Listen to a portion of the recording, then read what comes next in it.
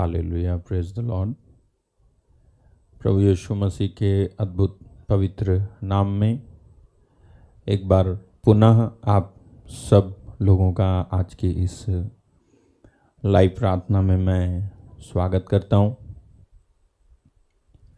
और उस महान परमेश्वर को हम धन्यवाद दें इस समय और विश्वास करें कि वो हमारे बीच में है। उन्होंने कहा है कि जहाँ 2 या 3 मेरे नाम पर होते हैं, मैं वहाँ उनके बीच में हाजिर होता हूँ, उपस्थित होता हूँ। वो इस समय हमारे बीच में उपस्थित हैं, हाजिर हैं और उसकी उपस्थिति आपके जीवन को बदलेगी, परिवर्तित करेगी। पवित्र आत्मा आपको इस समय स्पर्श करेगा, आप विश्वास करें। जैसे कि वचन में लिखा हुआ है कि एक रक्त स्त्राव से, एक लहू बहने वाली बीमारी से पीड़ित एक औरत थी। उसने जब यीशु को छुआ तब यीशु मसीह की सामर्थ ने उसको छुआ और वो चंगी हो गई। इसी तरह से इस समय वो आपको छुएंगे और आप भी चंगाई पाएंगे। मैं आपको बताना चाहता हूं कि यीशु मसीह बहुत जल्द आने वाले हैं। यीशु मसीह का आना बहुत ही नज़दीक है और जैसे जैसे उनका आना नज़दीक है, बहुत सारी जगहों पर रिवाइवल हो रहा है, बेदारी आ रही है, नवीनीकरण आ रहा है। बहुत सारे सोए हुए लोग जाग रहे हैं और परमेश्वर ये कर रहा है कि वो लोगों को जगाए जो सोए हुए हैं, आत्मिक रूप से सोए हुए हैं। और यदि कोई ये समझना चाहता है कि आत्मिक रीति से सोना क्या होता है, तो मैं आपको बता दूं, यदि आपकी बाइबल आपके घर में रखी रहती है, उसे आप उठा के कभी पढ़ते नहीं हो, कभी प्रार्थना नहीं करते हो, क्या ये सही है कि जब हमारा अच्छा टाइम चलता है तब परमेश्वर के सामने हम नहीं आते, तब हम दुनिया के कोनों में घूमते फिरते हैं, लेकिन जब बुरा समय आता है, तब इमरजेंसी जब आती है, तब परमेश्वर के पास भागकर पहुंच जाते हैं। तो क्या ये ऐसा करना सही है कि जब इमरजेंसी आई तब आप भाग के पहुंच गए और बाकी समय जब सब ठीक था, एक टाइम था जब सब ठीक था, तब कहाँ थे हम? हालेलुया। तो बहुत सारे लोगों को इसकी समझ मिली है और लोग जागरूक हो रहे हैं, वो आत्मिक रीति से जाग रहे हैं और समझ रहे हैं कि यीशु मसीह जल्द आने वाले हैं। क्योंकि वो आने वाले हैं, इसलिए एक जागृति आना बहुत ज़रूरी है। क्योंकि अगर वो आते हैं तो वो अपनी उस दुल्हन को लेने आ रहे हैं जिसमें ना कोई दाग हो, ना कोई झुर्री हो और ना ही किसी प्रकार का कोई कलंक हो, दोष हो। ऐसी एक कलीसिया को, ऐसी एक अपनी दुल्हन को वो लेने के लिए आ रहा है। तो आप जब इस प्रार्थना में शामिल होते हैं, देखिए इफिसियों का पत्र 5:27 कहता है कि उसे एक ऐसी तेजस्वी कलीसिया बनाकर अपने पास खड़ी करे जिसमें ना कलंक, ना झुर्री, ना कोई और ऐसी वस्तु हो, वरन पवित्र और निर्दोष हो। तो परमेश्वर एक ऐसी कलीसिया को चाहता है और ऐसे लोगों को चाहता है जिसमें कोई कलंक ना हो और कोई झुर्री ना हो, कोई अपवित्रता ना हो, कोई दोष ना हो। और इसलिए हम सबका ध्यान इस तरफ होना चाहिए कि कहीं मेरे अंदर कोई कलंक, झुर्री और कोई दोष तो नहीं है, क्योंकि अगर हुआ तो आप डिसक्वालीफाई हो जाएंगे। ये हम पिछले 3 दिन से वचन में सुन रहे हैं, रिप्रोबेट्स।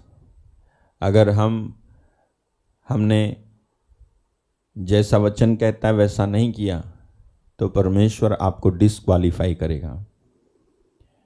इस आयत के अनुसार जो 2 कुरिन्थी 13:5 में लिखी है, कहता है अपने आप को परखो कि विश्वास में हो कि नहीं। अपने आप को जांचो, क्या तुम अपने विषय में ये नहीं जानते कि यीशु मसीह तुम में है?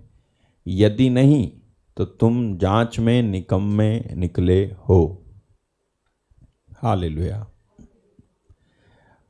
तो ये एक मसीही लोगों का काम है, ये काम है हर एक विश्वासी का, जो कहता है कि मैं ये हूँ, मैं वो हूँ, जो कहता है मैंने विश्वास किया यीशु मसीह पर। उसका एक काम है कि वो अपने आप को एक दिन नहीं और दिन में एक बार नहीं, बल्कि बराबर ये परखता जाए कि वो विश्वास में है कि नहीं।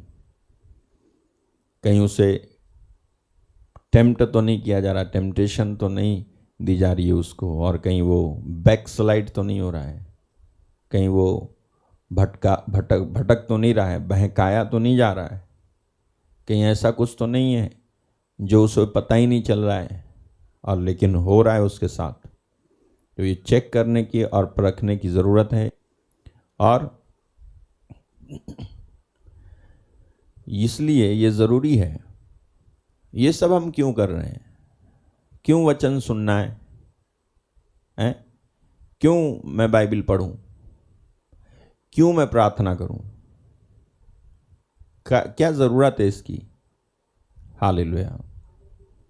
आपसे एक बात बताते हैं, आपको एक बात बताता हूं मैं, कि जिस दिन परमेश्वर का पुत्र आएगा वो आपसे ये नहीं पूछेगा तेरी क्वालिफिकेशन बता, कितने क्लास तू पढ़ा। अगर पूछे आपसे तब आप कहना, लेकिन वो नहीं पूछेगा कितने क्लास तुम पढ़े। वो आपसे ये भी नहीं पूछेगा कि कौन कौन से देश की यात्रा की तूने, किस किस जगह पे काम किया बता। ये भी नहीं पूछेगा, वो नहीं पूछेगा। वो कितने पैसे किसको दिए, कितना उधार तेरा बकाया है, ये भी नहीं पूछेगा। वो कितनी दुकान खोली, कितने मकान बनाए, कितनी प्रॉपर्टी खरीदी, कितने बच्चे पैदा किए, कितनी शादी कर ली, ये भी नहीं पूछेगा। वो आपसे क्या पूछेगा जानते हो?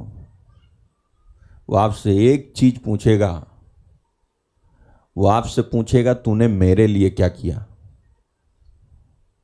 ये बता, तुमने मेरे लिए क्या किया। मेरे लिए, मैंने तेरे को जिस लिए भेजा था, इस जिंदगी के साथ तूने क्या किया।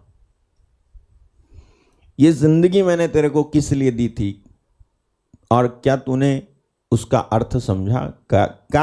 काय के लिए जिंदगी दी मैंने तेरे को, आवारा गर्दी करने के लिए जिंदगी दी। वो पूछेगा। तो यहीं पे हर एक विद्वान अपना सर झुकाएगा, घुटने टेकेगा। हर एक विद्वान, हर एक काबिल व्यक्ति, इंग्लिश बोलने वाला हो या हिंदी बोलने वाला हो या कोई भी भाषा भाषी हो, कितना भी ज्ञानी हो, उसको झुकना पड़ेगा यहां पर जब वो पूछेगा कि तूने मेरे लिए क्या किया। तो मेरे भाई, मेरी बहन, ये जागने का वक्त है। यदि इस समय हम नहीं जागे तो फिर कब जागेंगे हम? इस समय अगर परमेश्वर के प्रति हमारे अंदर प्यार मोहब्बत पैदा नहीं हुई तो कब पैदा होगी? आप एक ऐसे समय में जी रहे हो जहां पर आसान है विश्वास कर लेना, जहां पर सुविधाएं हैं।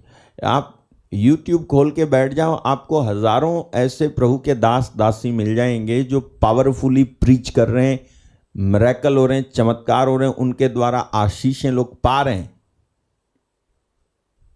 लेकिन हम हैं कि हमें तो अपनी दुनिया से फुर्सत नहीं है। क्या सुनेंगे हम वचन, क्या करेंगे हम प्रार्थना, क्या बैठेंगे?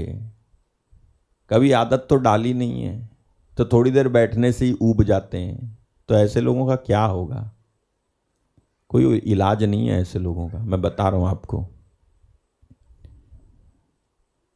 फिर भी यदि आपको मेरी बात समझ में आती है ना, तो जाग जाओ। जिस समय हमने विश्वास किया था उस समय के हिसाब से हमारा उद्धार अब बहुत नजदीक आ चुका है। जिस समय हमने विश्वास किया था उस समय के हिसाब से हमारा उद्धार बहुत नजदीक है, बहुत ज्यादा। प्लीज जागें। ओके, तो आइए हम इस समय उस प्रभु की उपस्थिति में जब बैठे हुए हैं, प्रार्थना में अपने सरों को झुकाएं, अपनी आंखों को बंद करें और अपने आप को भटकाने वाली चीजों से दूर करें और प्रार्थना में अपना मन लगाएं इस समय। थैंक यू जीसस, धन्यवाद यीशु, धन्यवाद पवित्र आत्मा। प्रेमी पिता, मैं इस समय हर एक को आपके सामने लाता हूं। हर एक भाई को, हर एक बहन को, हर एक बच्चे को, हर एक बुजुर्ग को, हर एक जवान को, माँ बाप को, उन लोगों को जो तेरे वचन की शिक्षा देते हैं, हर एक तेरे दास दासी को, तेरे चुने हुए को, तेरे वचन के अनुसार जीने वाले को और नहीं जीने वालों को तेरे सामने लाता हूं पिता।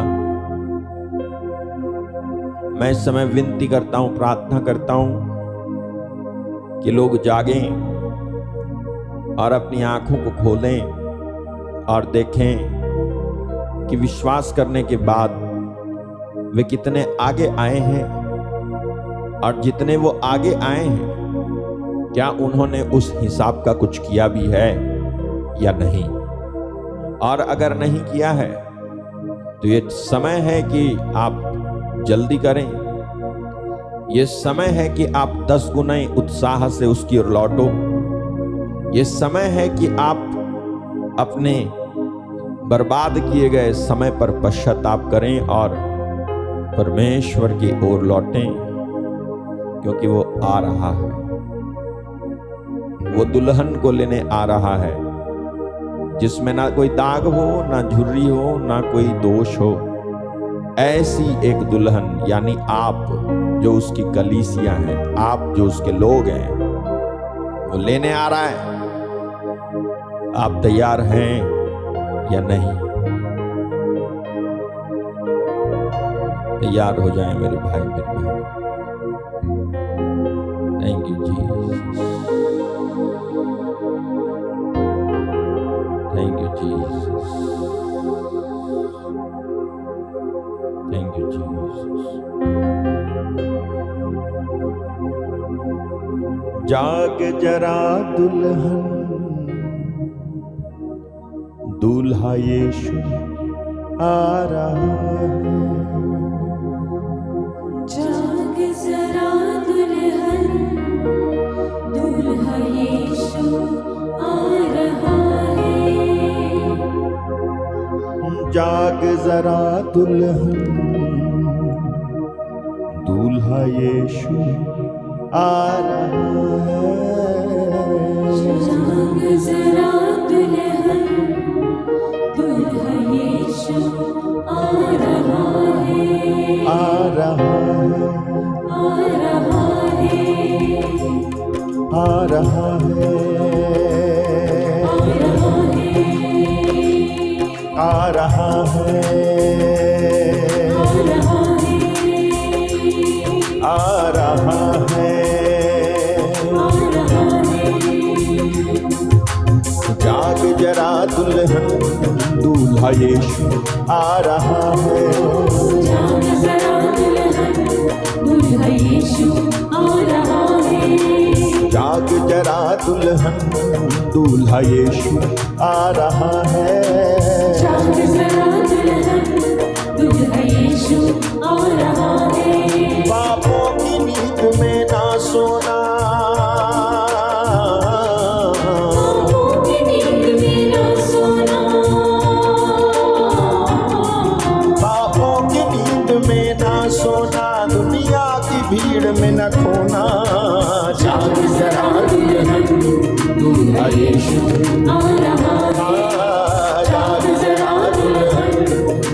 दूल्हा यीशु आ रहा है, जाग जरा दुल्हन, दूल्हा यीशु आ रहा है, जाग जरा दुल्हन, दूल्हा यीशु आ रहा है, ओ जाग जरा दुल्हन, दूल्हा यीशु आ रहा है। वचनों के सिंगार से अपने मन को तू सजा ले, वचनों के सिंगार से अपने मन को तू सजा ले, रूह पाक के वरदानों से अपने जीवन को भर दे, रूह पाक के वरदानों से अपने जीवन को भर दे।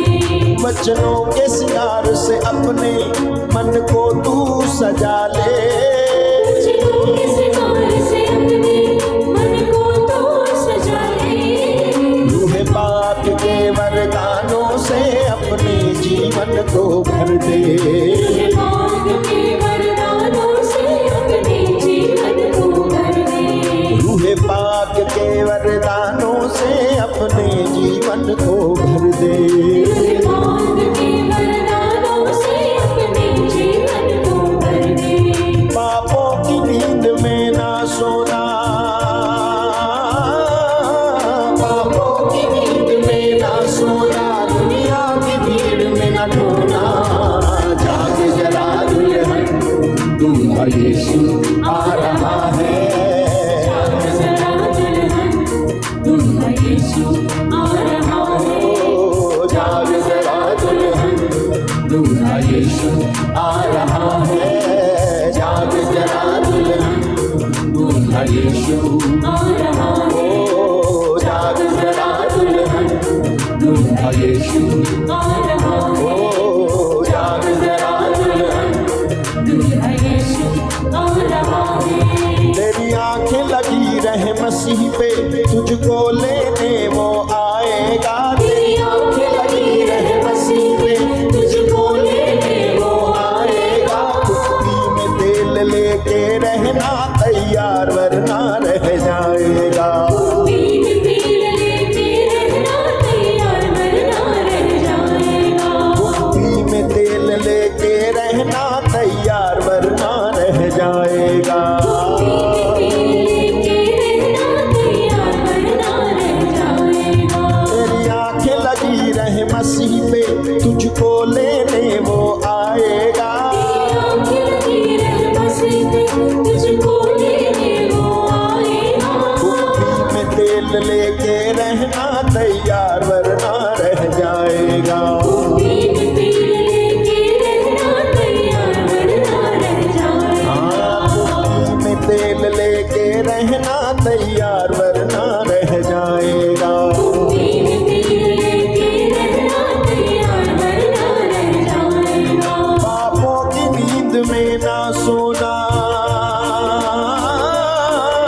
पापों की नींद में ना सोना, दुनिया की भीड़ में न खोना, जाग जरा दुल्हन, दूल्हा यीशु आ रहा है, जाग जरा दुल्हन, दूल्हा यीशु आ रहा है, जाग जरा दुल्हन, दूल्हा यीशु आ रहा है, ओ जाग जरा दुल्हन, दूल्हा यीशु आ रहा है, जाग जरा दुल्हन, दूल्हा यीशु आ रहा है, जाग जरा दुल्हन, दूल्हा यीशु आ रहा है, जाग जरा दुल्हन, दूल्हा यीशु आ रहा है, तेरी ही मशालें जलती रहें, कभी भी ना वो बुझ पाए, कभी भी ना वो मुझ पाए, जब भी देखें खुदा तुझ में चेहरा मसीह का नजर आए, जब भी देखे खुदा तुझ में चेहरा मसीह का जब भी देखे खुदा तुझ में चेहरा मसीह का नजर हाँ जब भी देखे चेहरा मसीह का नजर आए, तेरी ही मशालें जलती रहे, कभी भी ना वो बुझ पाए, तेरी मशालें जलती रहे, कभी भी ना वो बुझ पाए, जब भी देखे खुदा तुझ में चेहरा मसीह का नजर आए। जब भी देखे खुदा तुझ में चेहरा मसीह का नजर आए। जब भी देखें खुदा तुझ में चेहरा मसीह का नजर आए। खुदा तुझ में चेहरा मसीह का नजर आए। पापों की नींद में ना सोना, नींद में ना सोना, दुनिया की भीड़ में न खोना। जाग जरा दुल्हन यीशु आ रहा है। जाग जरा दुल्हन, यीशु आ रहा है। जाग जरा दुल्हन यीशु आ रहा है। जाग जरा दुल्हन यीशु आ रहा है। जाग जरा दुल्हन यीशु आ रहा है। ओ जाग जरा दुल्हन यीशु आ रहा है। जाग जरा दुल्हन यीशु आ रहा है। दूल्हा यीशु आ रहा है। दूल्हा यीशु आ रहा है। दूल्हा यीशु आ रहा है। दूल्हा यीशु आ रहा है।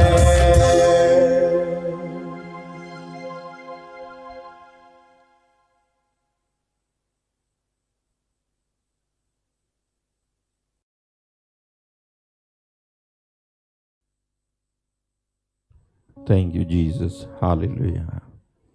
धन्यवाद पवित्र आत्मा, थैंक यू जीसस। यीशु मसीह आ रहे हैं, आमीन, हालेलुया। कितना अच्छा होगा वो दिन जब यीशु मसीह आएंगे, है ना। बाइबल कहती है वो सबों के मुख से आंसू पोंछ डालेगा, सबों के मुख से। प्रकाशित वाक्य में, प्रकाशना ग्रंथ भी बोलते हैं इसको, रेवलेशन में लिखा हुआ है कि वो सबों के मुख से आंसू पोंछ डालेगा, सबों के मुख से। 21:4 लिखा है, वह उनकी आंखों से सब आंसू, लिखा है वह उनकी आंखों से सब आंसू पोंछ डालेगा। इसके बाद मृत्यु ना रहेगी और ना शोक, ना विलाप, ना पीड़ा रहेगी, पहली बातें जाती रहीं। हालेलुया।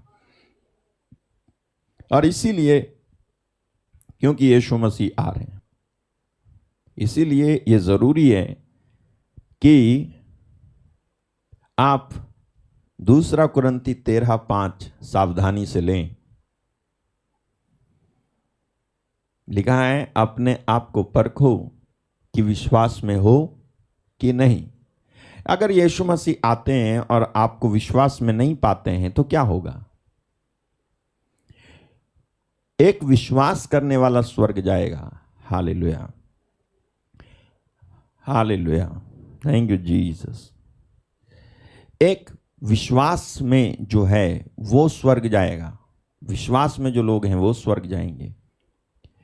इसीलिए अगर आप विश्वास में नहीं हैं तो फिर आपके लिए बात गंभीर है, ओके।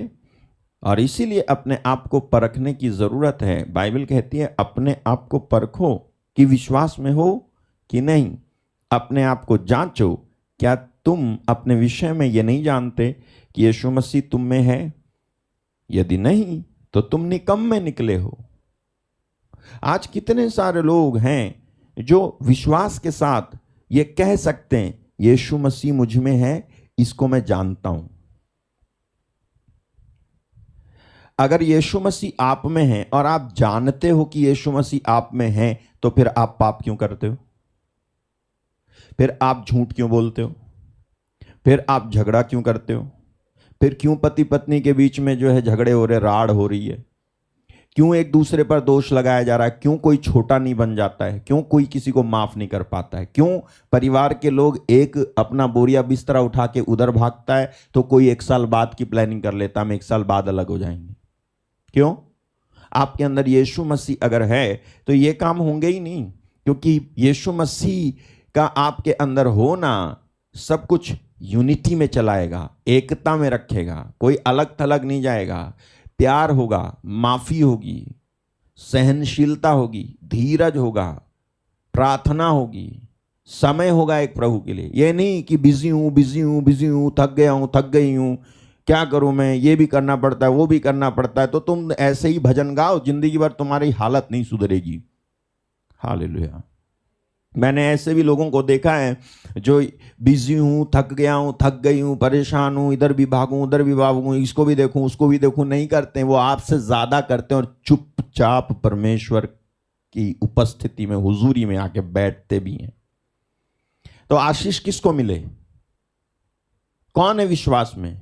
वो जो अपने आप को कहता है मसीही हूं, कहता है विश्वासी हूं, और उसके पास समय नहीं है बाइबल पढ़ने को,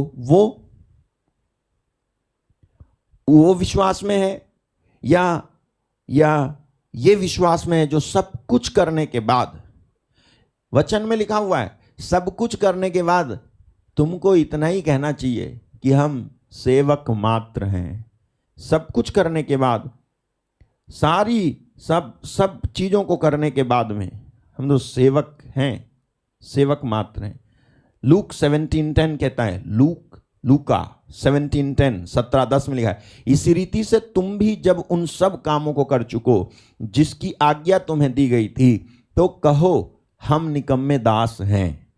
यानी हम जो है अयोग्य सेवक हैं। निकम्मे दास मतलब कोई गलत शब्द नहीं है, हम अयोग्य हैं, अयोग्य सेवक हैं। हमें जो करना चाहिए था हमने केवल वही किया है, एक्स्ट्रा कुछ नहीं किया है। तो डींग किस बात की मारे?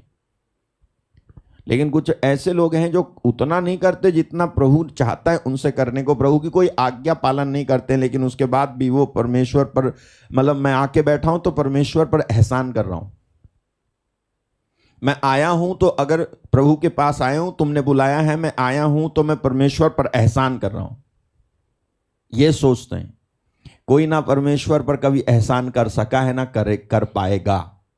उल्टे परमेश्वर ने सबों पर एहसान किया है। उस समय भी उसने हम पर एहसान किया जब हम एहसान फरामोश थे।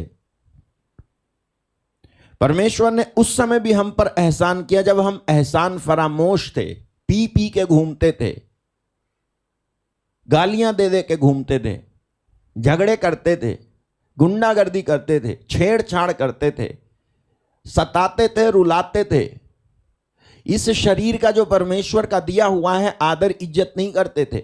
उस समय सांसें दे दे करके कौन एहसान कर रहा था हमारे ऊपर? चाहता तो रात में ही सांस बंद कर देता और सुबह तक तुम्हारी छुट्टी हो जाती, लेकिन ऐसा उसने किया नहीं, इसीलिए ज्यादा ताव आ रहा है उसके ऊपर।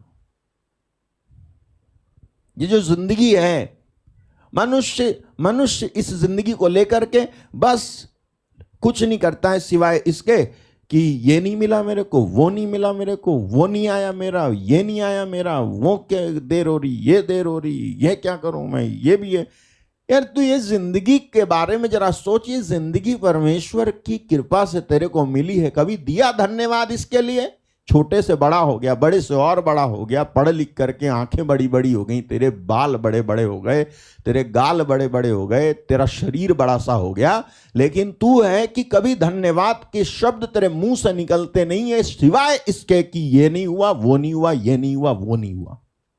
एक दूसरी प्रजाति है जो केवल धन्यवाद देने में लगी रहती है, और जो कुछ नहीं हुआ है उसके लिए भी, जो कुछ हुआ है उसके लिए भी इतना ही कहती है, प्रभु तुझे धन्यवाद, प्रभु तुझे धन्यवाद, प्रभु तुझे धन्यवाद। मैं क्या हूं? मैं कुछ भी नहीं हूं प्रभु, तेरी दया से, तेरी कृपा से चल रहा हूं, नहीं तो मैं तो मिट जाता, मैं तो खत्म हो जाता, मैं तो किसी लायक ही नहीं था, मैं तो निकम्मा था, मैं तो बर्बाद था। प्रभु तू मुझे बचा के लाया, मैं क्या करूं तेरे लिए, तू मुझे रास्ता दिखा, धन्यवाद प्रभु। यही कहता रहता है। रोटी मिले तो ठीक, ना मिले तो ठीक, पेट भरे तो ठीक, ना भरे तो ठीक। अपने आप को परखो कि विश्वास में हो या नहीं, कि विश्वास में हो या नहीं। हालेलुया। जब आप अपने आप को परखते हो तो ये परखो कि विश्वास में हो कि नहीं, क्योंकि विश्वास में होना ही सब कुछ की पूर्णता है।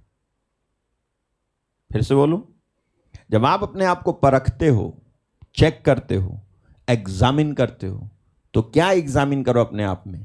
केवल एक बात कि मैं विश्वास में हूं कि नहीं, क्योंकि विश्वास में होना सब बातों की पूर्णता है। विश्वास में होना सब बातों की पूर्णता है, विश्वास में होना। ठीक है, अब ध्यान से सुनना, मैंने कहा सब बातों की पूर्णता है विश्वास में होना। विश्वास में होना, मैं विश्वास में हूं, यह सब बातों की पूर्णता है। मतलब यह बात सब चीज को पूरी करेगी अगर हम विश्वास में हैं तो। यीशु ने कहा विश्वास करने वाले के लिए सब कुछ कुछ नहीं, सब कुछ हो सकता है। हालेलुया। देखो मार्क चैप्टर 9 वर्स 23 कहता है यदि तू कर सकता है, ये क्या बात कही तूने, विश्वास करने वाले के लिए सब कुछ हो सकता है। हालेलुया, वाह। तो मैंने कहा विश्वास में होना सब कुछ की पूर्णता है, सब कुछ की पूर्णता। आप बताओ यीशु मसीह से लोग बैर क्यों कर रहे थे? क्या गलती की थी यीशु मसीह ने? कौन सा बुरा काम किया था कि यीशु मसीह से लोग बैर कर रहे थे जब यीशु मसीह इस धरती पर थे? क्यों बैर कर रहे थे मालूम है? क्योंकि लोग विश्वास में नहीं थे। मैंने कहा विश्वास में होना सब बात की पूर्णता है। जो विश्वास में नहीं है वो बैर करता है, दुश्मनी करता है, बातों को समझता नहीं है, प्रार्थना की बात को नहीं समझेगा, वचन की बात को नहीं समझेगा, संगति की बात को नहीं समझेगा, दशमांश देने की बात नहीं समझेगा, पवित्रता की बात नहीं समझेगा, पारिवारिक प्रार्थना की बात नहीं समझेगा, सेविकाई की बात नहीं समझेगा, आदर किसको कहते हैं, प्रभु का कोई सेवक आया उसका आदर कैसे करते हैं वो नहीं समझेगा, कुछ नहीं समझेगा। क्योंकि विश्वास ही सब बातों को समझाता है। जब विश्वास होता है तभी मेरे को इज्जत करनी आती है, जब विश्वास होता है तभी मेरे को पवित्रता में जीना आएगा। जब विश्वास होगा, विश्वास नहीं है तो कुछ नहीं है, विश्वास के बिना कुछ नहीं है। मैंने कहा यीशु मसीह का क्या दोष था? कोई दोष था? आप जाओ जॉन चैप्टर 8 वर्स 46, यूहन्ना अध्याय 8 वचन 46, वहां लिखा है यीशु ने कहा लोगों से तुम में से कौन मुझे पापी ठहराता है? यदि मैं सच बोलता हूं तो तुम मेरा विश्वास क्यों नहीं करते? क्या बोले यीशु? यदि मैं सच बोलता हूं तो तुम मेरा विश्वास क्यों नहीं करते हो? और क्या कहा यीशु ने इससे पहले? तुम में से कौन मुझे पापी ठहराता है? दूसरा अनुवाद कहता है कि तुम में से कौन मुझ पर पाप का दोष लगा सकता है? बताओ, कौन कह सकता है कि मैंने पाप किया है? तुम में से कोई हो तो बताओ। तो यहां पर यीशु मसीह के बारे में साफ बात हो रही है कि यीशु मसीह ने कोई पाप नहीं किया, यानी कोई गलती नहीं की, तो फिर उनसे दुश्मनी क्यों कर रहे थे लोग? यीशु मसीह के बारे में और लिखा है जॉन चैप्टर 10 वर्स 32, यूहन्ना अध्याय 10 वचन 32 में लिखा है, 32 में लिखा है इस पर यीशु ने उनसे कहा मैंने तुम्हें अपने पिता की ओर से बहुत से भले काम दिखाए, उनमें से किस काम के लिए तुम मुझ पर पथराव करना चाहते हो? यीशु ने क्या काम किया? रोगियों को चंगा करना बुराई थी या भलाई थी? पापियों को माफ करना बुराई थी या भलाई थी? भूखों को खिला देना पाप भलाई थी या बुराई थी? मुर्दों को जिला देना भलाई थी या बुराई थी? अपने सताने वालों को माफ कर दो, ये शिक्षा देने वाली चीज, ये जो शिक्षा दी गई है भलाई थी या बुराई थी? क्या था? क्या किया यीशु मसीह ने? भलाई। यीशु कहते हैं कि मैंने तुम्हें अपने पिता की ओर से बहुत से भले काम दिखाए, उनमें से किस काम के लिए तुम मुझ पर पथराव करते हो? किस काम के लिए मुझे पत्थर मारते हो? क्यों मुझे मारना चाहते हो? आखिर दुश्मनी क्यों करते हो मेरे से? मैंने कौन सा बुरा काम किया है? भलाई काम तो किया है, किसी को चला दिया मैंने, किसी का कोढ़ दूर कर दिया, वो भी इंस्टेंटली। याईर की मरी हुई बेटी को जिंदा किया इंस्टेंटली, तुरंत। एक औरत जो 12 साल से रक्तस्राव से पीड़ित थी, उसको जैसी छूती है वो ठीक हो जाती, वो भी तुरंत, उसी समय। तुम वैद्यों से इलाज कराते तो ठीक नहीं होती, वो कराया भी था, उसने नहीं ठीक हुई थी, पैसा खर्च हुआ था, मैंने फ्री में कर दिया, वो भी तुरंत कर दिया, इस पर तुम मुझको पत्थर मारते हो। कौन सा बुरा काम किया यीशु मसीह ने? कोई बुरा काम नहीं किया। जितना काम किया सब जो है भला काम किया, लेकिन फिर भी वो उससे बैर क्यों कर रहे थे? क्योंकि इनके अंदर विश्वास नहीं था। हालेलुया। इनके अंदर विश्वास नहीं था। देखो, विश्वास ये नहीं है कि आप कहो कि अगर विश्वास नहीं होता तो मैं थोड़ी ना आता। यीशु मसीह के पास जितने लोग आए थे सब विश्वासी नहीं थे, मतलबी थे। तो ये मत कहा करो कि अगर मुझे विश्वास नहीं होता तो मैं थोड़ी ना आता। जरूरी नहीं अगर आप आए तो आपको विश्वास है, जरूरी नहीं कोई प्रार्थना देख रहा है तो उसे विश्वास है, जरूरी नहीं कोई वचन सुन रहा है तो उसको विश्वास है। यीशु के पास जितने भी लोग आए थे वो ज्यादातर लोग, उनमें विश्वास नहीं था, मतलब था उनका, मतलब उनका उल्लू सीधा करना था उनको। हालेलुया। जो झील पार करके यीशु के पास पहुंचे थे ये पूछ करके कि प्रभु जी आप यहां कब आए। यूहन्ना का सुसमाचार अध्याय 6 वचन 24 से 26, जॉन चैप्टर 6 वर्स 24 टू 26। आपने पढ़ा है, फिर से मैं एड्रेस दे रहा हूं क्योंकि मेरे मुंह से निकलता है तो मेरा फर्ज है कि मैं बताऊं कहां लिखा हुआ है। जब भीड़ ने देखा यहां ना यीशु है ना उसके चेले, तब वे भी नाव पर चढ़ के यीशु को ढूंढते हुए कफरनाहूम पहुंचे। नेक्स्ट, झील के पार जब वे उससे मिले तो कहा, हे रब्बी यानी गुरु, तू यहां कब आया। फिर यीशु ने उत्तर दिया, मैं तुमसे सच सच कहता हूं, मुझे तुम इसलिए नहीं ढूंढते कि तुमने आश्चर्य कर्म देखे, बल्कि इसलिए ढूंढते हो क्योंकि तुम रोटियां खाकर तृप्त हो गए हो, पेट भर गया, इसलिए ढूंढ रहे हो तुम। आप मुझे बताओ ये विश्वासी थे या मतलबी थे? तो ये भी तो यीशु के पास आए थे, ये कौन सा यीशु से दूर थे, यीशु के पास आए थे। तो कई लोग कहते हैं मैं यीशु के मैं यहां आया हूं, प्रार्थना में आया हूं, इसका मतलब अगर मेरे को विश्वास नहीं होता तो मैं थोड़ी ना आता। नहीं, आपका मतलब है तभी आए हो। मतलब और विश्वास में अंतर होता है, मतलब और विश्वास में अंतर होता है। आपका मतलब सॉल्व हो जाए, will you take God seriously? Hallelujah. मेरे पास बहुत सारे प्रार्थना निवेदन आए और उनमें से बहुत सारे लोगों की प्रार्थनाएं सुनी गई, उसके बाद उनमें से एक ने फोन नहीं किया, एक ने भी नहीं, एक ने भी नहीं कहा कि ब्रदर आपने प्रार्थना की, थैंक यू, प्रभु आपको बहुत आशीष दे, आपने हमारे लिए प्रार्थना की। नो। हालेलुया। बच्चे हो गए लोगों के, लेकिन खैर मुझे ये सब बताना पड़ता है क्योंकि कहीं ऐसा ना हो कि आप जो दौड़ रहे हो वो व्यर्थ की दौड़ हो और कुछ ना मिले आपको। सावधान रहे, मसीही जीवन कोई हल्की सी बात नहीं है कि मेरा बपतिस्मा हो गया जी, मैं तो चर्च का सदस्य हूं, नामांकन हो गया मेरा, मैं जब मर जाऊंगा तो कब्र मिलेगी और जवान हो जाऊंगा तो मेरे को शादी मिलेगी। ये मसीहत नहीं है, ये मसीहत नहीं है। सच्ची मसीहियत जिए बिना, अगर तुमको कब्र मिलती है तो इससे अच्छा यही है बिना कब्र के ही मर जाओ। एक सच्ची मसीहियत नहीं जीते और कब्र देखते और शादी ब्याह देखते और चर्च की सदस्यता देखते हो तो ये कोई सच्ची मसीहियत नहीं है कि क्रिसमस आया और घर सजाया बाकी दिन, ईस्टर आया और घर सजाया बाकी दिन, वही बाइबल को उठा के धूल करके साफ वाफ करके रख दी तुमने। ये क्या यार, बाकी दिन? ये मसीहत है, ये एडजस्टमेंट है, ये धर्म है, ये मसीहत नहीं है, ये धर्म है। धर्म नहीं बचाएगा किसी को, समझे? यीशु मसीह द पर्सन, यीशु मसीह वो व्यक्ति, यीशु मसीह परमेश्वर का पुत्र बचाएगा, धर्म नहीं बचाएगा। धर्म लेके चाटो तुम, लड़ो तुम, लड़ रहे हैं लोग, चाट रहे हैं धर्म लेके, अपना ही झंडा उठा के घूम रहे हैं, इससे नहीं होगा कुछ। किसी की आत्मा नहीं बच रही, कोई स्वर्ग जाने के लिए तैयार नहीं हो रहा, कोई किसी के अंदर प्यार नहीं पैदा हो रहा कि यार ये भी तो इंसान है। नहीं, जाति देख रहे हैं, ये जाति, इसकी जाति क्या है, इसका कलर क्या है, ये किधर का है, कहां से आया, नाम क्या के क्या लगाता है, पीछे क्या लगाता है, ये देख रहे हैं।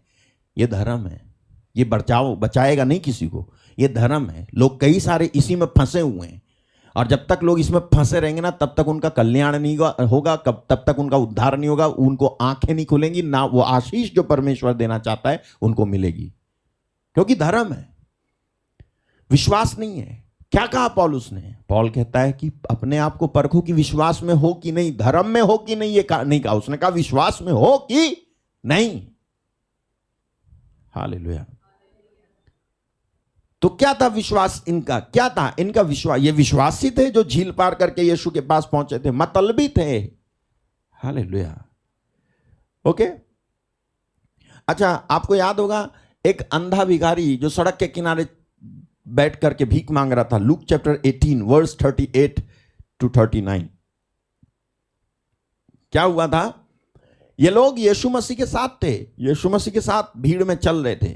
बाइबल में लिखा है, तब उसने पुकार के कहा, हे यीशु दाऊद की संतान, मुझ पर दया कर। कौन था ये? जस्ट वेट, कौन था ये? अंधा भिखारी। कौन था ये? अंधा भिखारी। हालेलुया। अंधा भिखारी। उसने पुकार के कहा, हे यीशु दाऊद की संतान, मुझ पर दया कर। क्या बोला वो? दया कर। अच्छा, कैसे कहा उसने? पुकार के कहा, चुपचाप नहीं कहा, पुकार के कहा। वो भी सड़क पे बैठा हुआ है तो चिल्ला के कहता है, आंखों से कुछ दिख नहीं रहा है, चिल्ला के कहता है। उसे क्या मालूम यीशु कितने करीब और कितने दूर है? उसे बस इतना पता था कि मेरे सामने से कोई भीड़ जा रही है, और उसने पता लगा लिया, अंधा होने पर भी अपने कानों से सुन सुन के पता लगा लिया कि यहां से शायद यीशु नाजरी जा रहे हैं। हालेलुया। आज हमारे पास सारे सेंसेस हैं, फिर भी हम पता नहीं लगा पाते कि कौन है। एक अंधे के पास आंख नहीं थी, एक अंग कम था शरीर में, फिर भी पता लगा लिया उसने कि यीशु जा रहा है। आज हमारे पास सारे अंग सुरक्षित हैं, फिर भी घर में बैठ के सिवाय टीवी पे फालतू चीज देखने के, यूट्यूब पे फालतू चीज देखने के, फेसबुक पे फालतू चीज देखने के, गेम खेलने के, हमारे पास कोई कुछ नहीं बचा कि हम पता लगाएं कि परमेश्वर का पुत्र आ रहा है या जा रहा है। सोता है पलंग पे पैर फैला करके, तकिया लगा करके, या फिर पैग मार करके, या फिर क्या बताऊं, आता है यीशु मसीह, उसको कोई खबर नहीं है, उसके सारे सेंसेस ठीक हैं, फेफड़ा ठीक है, उसकी किडनी ठीक है, हार्ट प्रॉब्लम नहीं है, उसको कैंसर नहीं है, उसको लकवा नहीं मार गया, वो चलता फिरता है, खून जो है गर्म है, बढ़िया है, दिमाग काम करता है, खाता है, पच जाता है, निकल जाता है, सोता है, उठता है, चलता है, काम करता है, सब कुछ डांटता है, घर में हुकूमत करता है जैसे ये बादशाह है। पत्नी को दबा, बच्चे को दबा, घर को दबा, पड़ोस को दबा, सबको दबा, मैं ही हूं सब।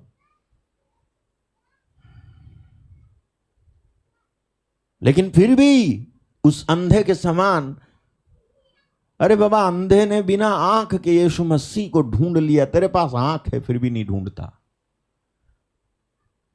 फिर भी नहीं ढूंढते लोग। तो अंधा भिखारी ने कैसे ना कैसे करके पता लगाया कि कौन जा रहा है यहां से, और जैसे ही उसे पता चला यीशु नाजरी हैं, तो वो क्या पुकारा? वो कहता है, यीशु दाऊद की संतान, मुझ पर दया कर। और जोर जोर से पुकारा, चिल्लाया वो। अब क्या हुआ? जो आगे आगे जा रहे थे वे उसे डांटने लगे कि चुप रहे, परंतु वह और भी चिल्लाने लगा, हे दाऊद की संतान, मुझ पर दया कर। आप बताओ मुझे, जो डांटने वाले लोग थे, ये विश्वासी थे? हाँ? इनमें विश्वास था? ये जो डांट रहे थे इसको, अरे यार, विश्वास होता तो उसे उठा करके तुम लाते यीशु के पास, डांटते नहीं। लेकिन उसको डांटने लग गए। वो चिल्ला रहा है, कम से कम पहले चिल्ला क्या रहा था, चिल्ला चिल्ला के कह क्या रहा है वो तो समझ लेते। लेकिन नहीं, उनको इससे मतलब नहीं था चिल्ला चिल्ला के क्या कह रहा है। हमको इससे मतलब है कि हम इसको डांटें, हम इसको चुप कराएं। ये फालतू में डिस्टरबेंस पैदा कर रहा है, हमारी शांति यात्रा भंग कर रहा है। यीशु शांति वाले हैं। ऐसे होते हैं कुछ ठेकेदार, डांटा उसको, चुप रहे, और वो भी ढीठ था। बहुत अच्छे बर्तिमई, बहुत अच्छे, ढीठ था वो भी, और जोर से चिल्लाया। तो ये विश्वास में थे, डांटने वाले लोग विश्वास में थे, इनको विश्वास था, इसीलिए यीशु के संग चल रहे थे ना। यही विश्वासी लोग तब कहां थे जब यीशु मसीह क्रूस पर चढ़े थे? अगर विश्वास था तो यही लोग जो यीशु के साथ आज चल रहे हैं पीछे पीछे और इसको डांट रहे हैं, ये अंधा भिखारी चिल्ला क्यों रहा है, यही लोग उस समय जब यीशु क्रूस पर चढ़े किधर थे? कहां थे ये लोग? हालेलुया। केवल उसकी माँ थी और एक वो यूहन्ना चेला था और कोई नहीं था। तो मैं तो कहूंगा वही विश्वासी थे, बाकी नहीं। हालेलुया। हाँ, क्या कहा पौलुस ने? अपने आप को परखो कि विश्वास में हो कि नहीं। सुनते जाना ध्यान से, प्रभु आपकी आंखें खोले आज के दिन। अच्छा, एक तो ये, अभी एक और सुनो। कौन विश्वासी थी, भीड़ या लहू बहने से बीमार औरत? कौन थी विश्वास में? वो भीड़। देखो, चलो चलते हैं मार्क चैप्टर 5 वर्स 24 टू 34। मार्कुस 5 अध्याय 24वें वचन से हम पढ़ेंगे। देखो क्या लिखा है। तब वह उसके साथ चला, वह बड़ी भीड़ उसके पीछे होली, यहां तक कि लोग उस पर गिरे पड़ते थे। भीड़ यीशु के ऊपर गिरी पड़ती थी। हालेलुया। काय के लिए गिरी पड़ती थी? छूने के लिए, छूने के लिए। क्योंकि बाद में पतरस रिवील करता है कि प्रभु आपको तो सब कोई छूना चाहता है, आप ये क्यों पूछ रहे हो कि कौन छू रहा, किसने छुआ मुझे? देखो एक यहां लिखा है, एक स्त्री थी जिसको 12 वर्ष से लहू बहने का रोग था। हाँ जी। उसने बहुत वैद्यों से बड़ा दुख उठाया, अपना सब माल व्यय करने के बाद, खर्च करने के बाद भी उसे कुछ लाभ ना हुआ, परंतु और भी रोगी हो गई थी। वह यीशु की चर्चा सुनकर भीड़ में उसके पीछे से आई और उसके वस्त्र को छू लिया, क्योंकि वो कहती थी यदि मैं उसके वस्त्र ही को छू लूंगी तो चंगी हो जाऊंगी। फिर तुरंत उसका लहू बहना बंद हो गया और उसने अपनी देह में जान लिया कि मैं बीमारी से अच्छी हो गई हूं। फिर यीशु ने तुरंत अपने में जान लिया कि मुझ में से सामर्थ्य निकली और भीड़ में पीछे फिरकर पूछा कि मेरा वस्त्र किसने छुआ। अब देखो, उसके चेलों ने उससे कहा, तू देखता ही है कि भीड़ तुझ पर गिरी पड़ती है, तो तू क्या कहता है? तू कहता है कि किसने मुझे छुआ? जब भीड़ तेरे ऊपर गिर पड़ रही है तो ये मत पूछो कि किसने छुआ। आपको तो हर कोई छू रहा है, भीड़ छू रही है आपको, लेकिन यीशु मसीह को किसी ने छुआ था। कौन था विश्वासी, भीड़ या एक औरत? हाँ, एक औरत विश्वासी थी, लेकिन पूरी भीड़ जो यीशु के साथ चल रही थी, प्रेजेंटेशन कर रही थी। प्रेजेंटेशन, हाँ, प्रेजेंटेशन होता है आजकल, भीड़, प्रेजेंटेशन। भीड़ चल रही थी, एक औरत थी जिसमें विश्वास था।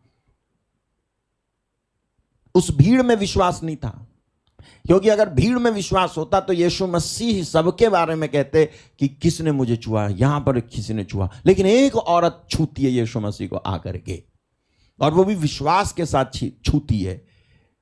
तो भीड़ जो यीशु के साथ थी ना, जरूरी नहीं था उनमें विश्वास था ही नहीं, इसलिए तो वो छू नहीं पाए। लेकिन जिसमें विश्वास था वो यीशु मसीह को छू पाई और ठीक भी हो गई, चंगी हो गई। तो मैं आपको बता रहा हूं कि जब लोग कहते हैं हम अगर विश्वास नहीं होता तो हम थोड़ी ना आते यीशु मसीह के पास। यीशु मसीह के पास आने वाले जरूरी नहीं है तेरे पास विश्वास हो। विश्वास कुछ और चीज है, जिसको पौलुस ने कहा अपने को परखो कि तू विश्वास में है कि नहीं। मैं वो समझा रहा हूं आपको। इनमें विश्वास था क्या? ना। भीड़ में विश्वास था क्या? ना। लेकिन फिर भी किसके साथ थे ये? यीशु के साथ। यीशु के साथ होने पर भी विश्वास नहीं है।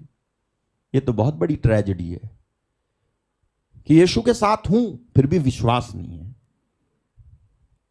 नामधारी हूं मैं, लेकिन विश्वास नहीं है मेरे को। बिल्ला लगा लिया मैंने कि मैं ये हूं, मैं वो हूं, नाम रख लिया, बदल लिया, लेकिन विश्वास नहीं है मेरे अंदर। बताओ, आगे चलूं?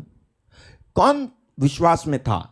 याईर के घर में रोने वाले लोग जो यीशु के कहने पर कि लड़की मरी नहीं सो रही है हंसने लगे थे, या याईर जो भीड़ के सामने यीशु के चरणों पर गिरा था वो विश्वासी था? कौन विश्वासी था? आप चलो मार्क चैप्टर 5 वर्स 22 में भीड़ के सामने याईर गिरता है। देखो, याईर एक आराधनालय का लिखा है सरदार था। याईर नामक आराधनालय के सरदारों में से एक आया और उसे देखकर पांव पर गिरा। किसके सामने गिरा? भीड़ के सामने गिरा है। कौन है ये? आराधनालय का सरदार है, भीड़ के सामने गिरा है। ठीक है, आप जाओ, आप जब ये व्यक्ति है जो यीशु मसीह इसको उठाते हैं और साथ में लेकर के चलते हैं, क्योंकि याईर की बेटी बीमार थी, रास्ते से उसको खबर मिली थी कि तेरी बेटी मर गई है, गुरु को कष्ट ना दे, लेकिन फिर भी यीशु ने कहा डर मत, बस डर मत, केवल विश्वास कर। ये देखो 5:36 में यीशु ने कहा डर मत, केवल विश्वास कर, और यीशु मसीह उसको साथ में ले जा रहे हैं। ठीक है, अब जब यीशु मसीह उसके घर पहुंच जाते हैं तो घर पे कौन कौन है? भीड़ है। कौन सी भीड़ है? रोने वालों की। 5:38 से देखोगे तो वहां लिखा है कि आराधनालय के सरदार के घर में पहुंचकर उसने लोगों को बहुत रोते और चिल्लाते देखा। लोग थे, बहुत रो रहे थे और चिल्ला रहे थे। फिर तब उसने भीतर जाकर उनसे कहा तुम क्यों हल्ला मचाते हो और रोते हो? लड़की मरी नहीं परंतु सो रही है। जैसे ही इन्होंने कहा वैसी क्या हुआ, वे उसकी हंसी करने लगे। ये विश्वासी थे, इनमें विश्वास था। तो यीशु मसीह जब कह रहे हैं लड़की मरी नहीं सो रही है, तो तुमने विश्वास क्यों नहीं किया? इन्हीं की तरह क्या याईर भी हंस रहा था बगल में खड़े होके, जिसकी बेटी मर गई थी? हैं, बताओ, सच में सच्चा दुख किसको था? ये तो किराए के टट्टू थे, ये किराए पे बुलाए गए थे। मेरा किराए पे उन दिनों में किराए पे बुलाते थे रोने के लिए। ये आके यहां पर रो रहे हैं, यीशु मसीह आकर के कहते हैं कि लड़की मरी नहीं सो रही है, और ये हंसने लगते हैं। तो इन हंसने वालों में विश्वास था या उस याईर में विश्वास था जो भीड़ के देखते देखते यीशु के चरणों पर गिरा था? हालेलुया। देखो क्या लिखा है, परंतु उसने सबको निकालकर लड़की के माता पिता और अपने साथियों को के साथ भीतर गया, जहां पर लड़की पड़ी थी वहां गया और लड़की को जिंदा कर दिया यीशु मसीह ने। यह कहकर तलीता कुमी, उठ, जिसका अर्थ है हे लड़की मैं तुझसे कहता हूं उठ। वो ठीक हो गई। लेकिन आप देखो वो ठीक इसलिए होती है क्योंकि यीशु मसीह पर याईर ने विश्वास किया था। याईर विश्वास में था लेकिन भीड़ विश्वास में नहीं थी। कहां है आप? विश्वास में हो या भीड़ में हो? हालेलुया। ओके, और मैं आपको कुछ बातें आज बताने की कोशिश करता हूं, ध्यान से सुनना, ठीक है? एक बड़ा एग्जाम्पल, एक बहुत बड़ा उदाहरण देने जा रहा हूं, ध्यान से सुनना वचन से। पौल कहता है अपने आप को परखो कि विश्वास में हो कि नहीं। इस पर मैं ये उदाहरण देने जा रहा हूं कि आप विश्वास में हो कि नहीं। ठीक है, चलते हैं यूहन्ना अध्याय 8 वचन 30 में लिखा है, वह ये बातें कह ही रहा था कि बहुतेरों ने उस पर विश्वास किया। हालेलुया।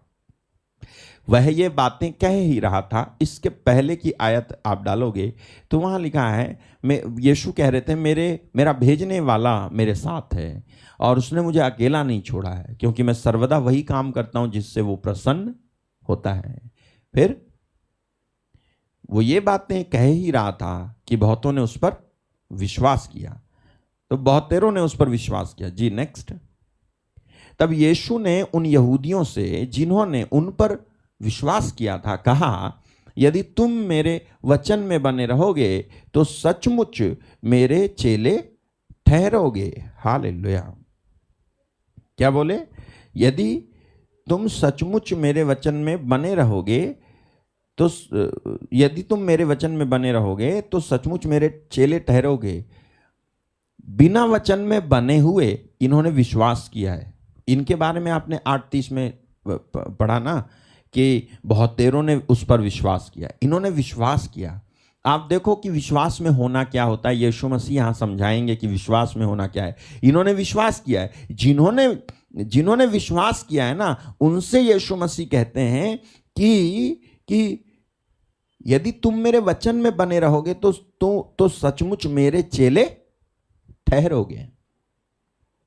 अच्छा, आगे कहते हैं यीशु मसीह, और तुम सत्य को जानोगे और सत्य तुम्हें स्वतंत्र करेगा। फिर अब जैसे ही यीशु ने कहा तुम सत्य को जानोगे और सत्य तुम्हें स्वतंत्र करेगा, तो ये लोग जो हैं जिन्होंने यीशु पर विश्वास किया है ना, वो क्या कहते हैं यीशु से? हम तो अब्राहम के वंश से हैं और कभी किसी के दास नहीं हुए, फिर तू कैसे कहता है कि तुम स्वतंत्र हो जाओगे? देखा आपने? जिन्होंने विश्वास किया है उनसे यीशु मसीह कहते हैं कि हम तो अब्राहम के वंश से हैं। हम तो किधर से हैं? अब्राहम के वंश से हैं और कभी किसी के दास नहीं हुए। फिर तू कैसे कहता है कि तुम स्वतंत्र हो जाओगे? है ना? हालेलुया। बड़ा इंटरेस्टिंग है, आगे चलो मैं बताऊंगा आपको। यीशु ने उनको उत्तर दिया, मैं तुमसे सच सच कहता हूं कि जो कोई पाप करता है वह पाप का, यीशु ने कहा जो कोई पाप करता है वो पाप का दास है। जिन्होंने विश्वास किया उनसे यीशु मसीह कह रहे हैं जो कोई पाप करता है वो पाप का दास है। और आगे चले, आगे लिखा है दास सदा घर में नहीं रहता, पुत्र सदा रहता है। फिर इसलिए यदि पुत्र तुम्हें स्वतंत्र करेगा तो तुम सचमुच स्वतंत्र हो जाओगे। हालेलुया।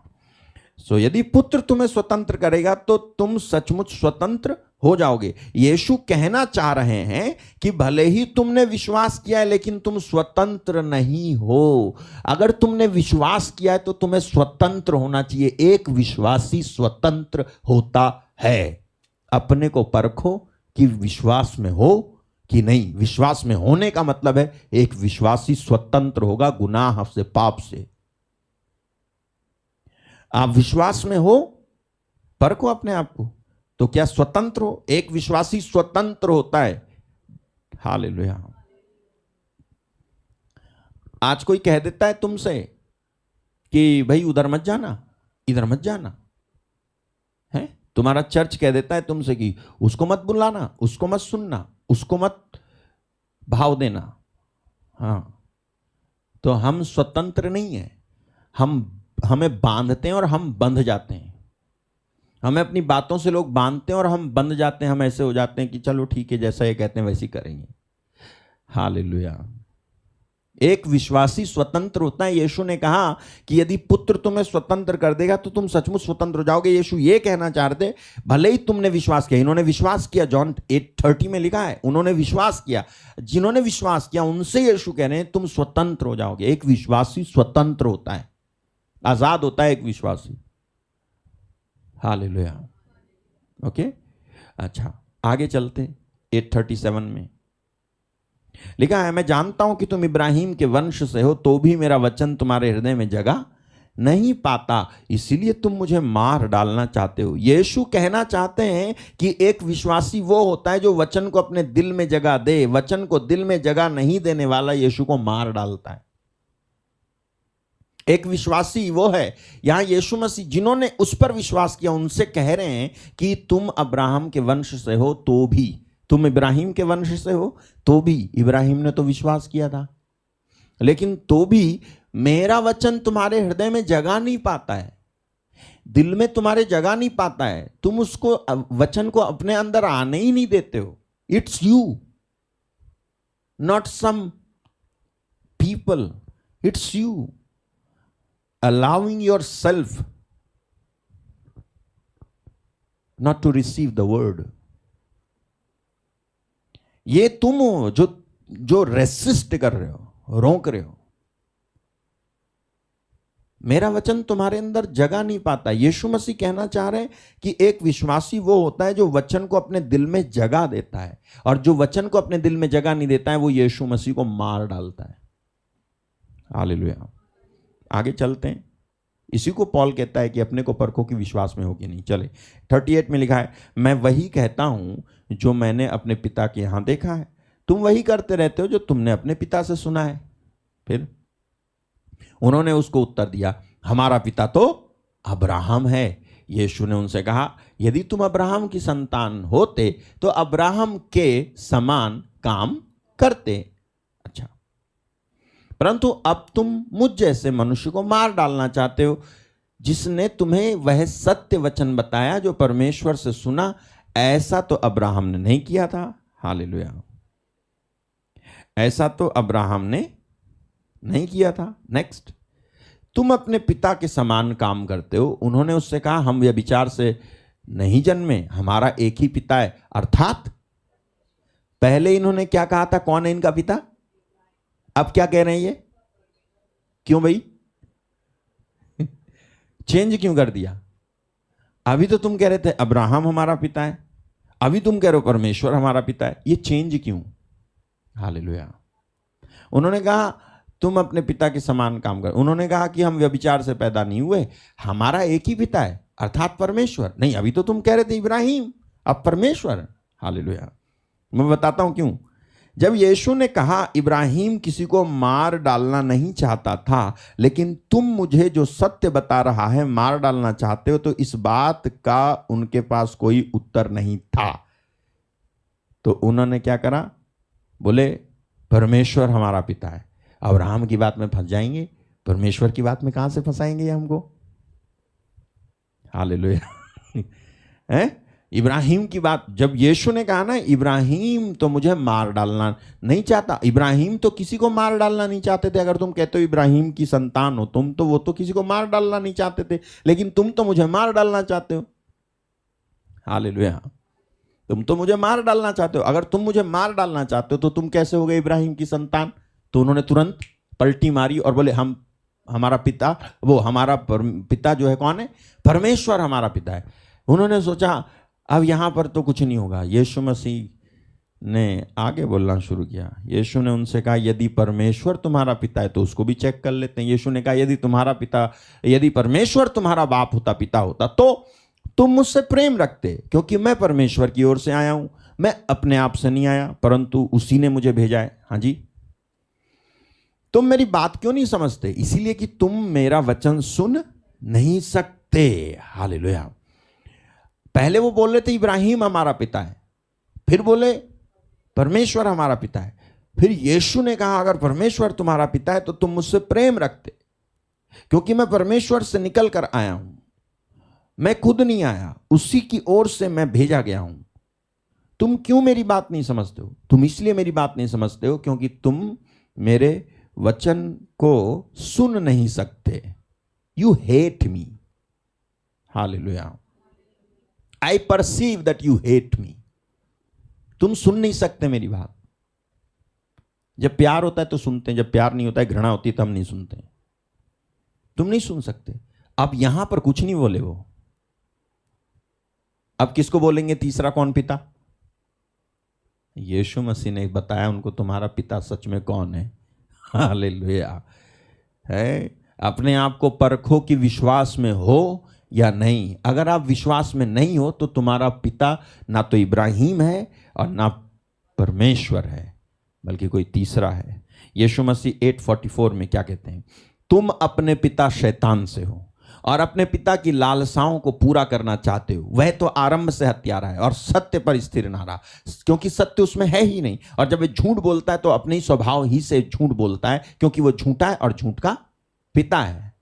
क्या बोला यीशु मसीह ने? बोला तुम्हारा पिता कौन है? ना तो तुम्हारा पिता इब्राहिम है और ना ही तुम्हारा पिता परमेश्वर है। क्यों नहीं है? क्योंकि तुमको मुझ में विश्वास नहीं है, इसीलिए तुम्हारा पिता शैतान है। और शैतान झूठ बोलता है और वो शुरू से ही झूठ बोलता है। वो झूठ का पिता है, वो झूठ बोलता है। अच्छा, फिर क्या होता है? यीशु ने कहा परंतु मैं सच बोलता हूं इसलिए तुम मेरा विश्वास। मैं सच बोलता हूं इसलिए तुम मेरा विश्वास। जो झूठ बोलता है तुम उसका। हालेलुया। जो झूठ बोलता है तुम उसका, लेकिन जो सच बोलता है, जो सच बोल रहा हूं उसका विश्वास नहीं करते। लेकिन कोई झूठ, आपने देखा है कई लोगों को बदनाम करते हैं, और ये लोग जो बदनाम करते हैं और जो लोग इनकी बातें सुनते हैं, आप देखो उनमें कितनी मित्रता होती है। चोर चोर मौसेरे भाई, सुना आपने? कितनी मित्रता होती है ना। एक जाएगी उसके बारे में बोलेगी वो ऐसी है, वो ऐसी है, वो ऐसी है। अच्छा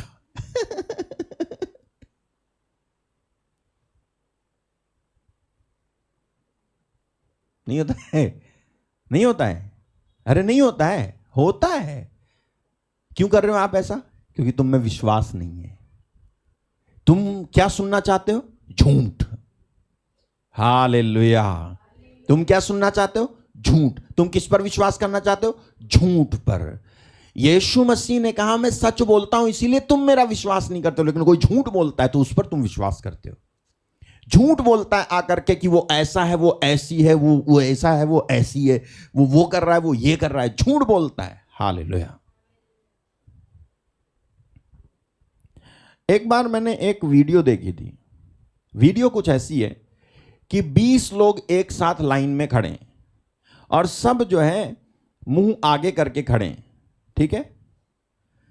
अब उसने कहा देखो, जब हम किसी के बारे में एक बात बोलते हैं तो वो कैसे लास्ट वाले इंसान तक पहुंचते पहुंचते चेंज हो जाती है, हैं? कैसे वो लास्ट वाले इंसान तक पहुंचते पहुंचते चेंज हो जाएगी। तो उसने उनको समझाने के लिए कहा कि जैसे मैं करूं वैसे तुम दूसरे वाले को, जैसे तुम मुझे करते देखो वैसे ही तुम दूसरे वाले के, मतलब जो तुम्हारे पीछे खड़ा है उसकी तरफ मुड़ जाना। मतलब ऐसे ऐसे खड़ा कर रखा था जैसे मैं सामने खड़ा हूं तो मेरे पीछे वाला उस तरफ मुंह करके खड़ा है। हालेलुया। और उसके सामने कोई खड़ा है, तो ऐसे करके खड़े थे। तो करना ये था कि इसने ऐसा किया, 20 लोग खड़े, उसने कुछ इशारा बताया, कुछ हाथ से कोई इशारा किया उसने। मान लो उसने ऐसे ऐसे इशारा किया, उसने ऐसे ऐसे इशारा किया तो पीछे वाले को मुड़ा वो, और वो भी उसको ऐसे से करता है। फिर वो मुड़ता है और उसको ऐसे से करता है। फिर वो जब मुड़ता है तो उसको ऐसे से कर देता है। तो जब उसके पीछे वाला मुड़ता है तो वो उसको ऐसे करता है। फिर वो जो मुड़ता है, उसके पीछे वाला जो मुड़ता है वो मुड़ करके उसको ऐसे कर देता है।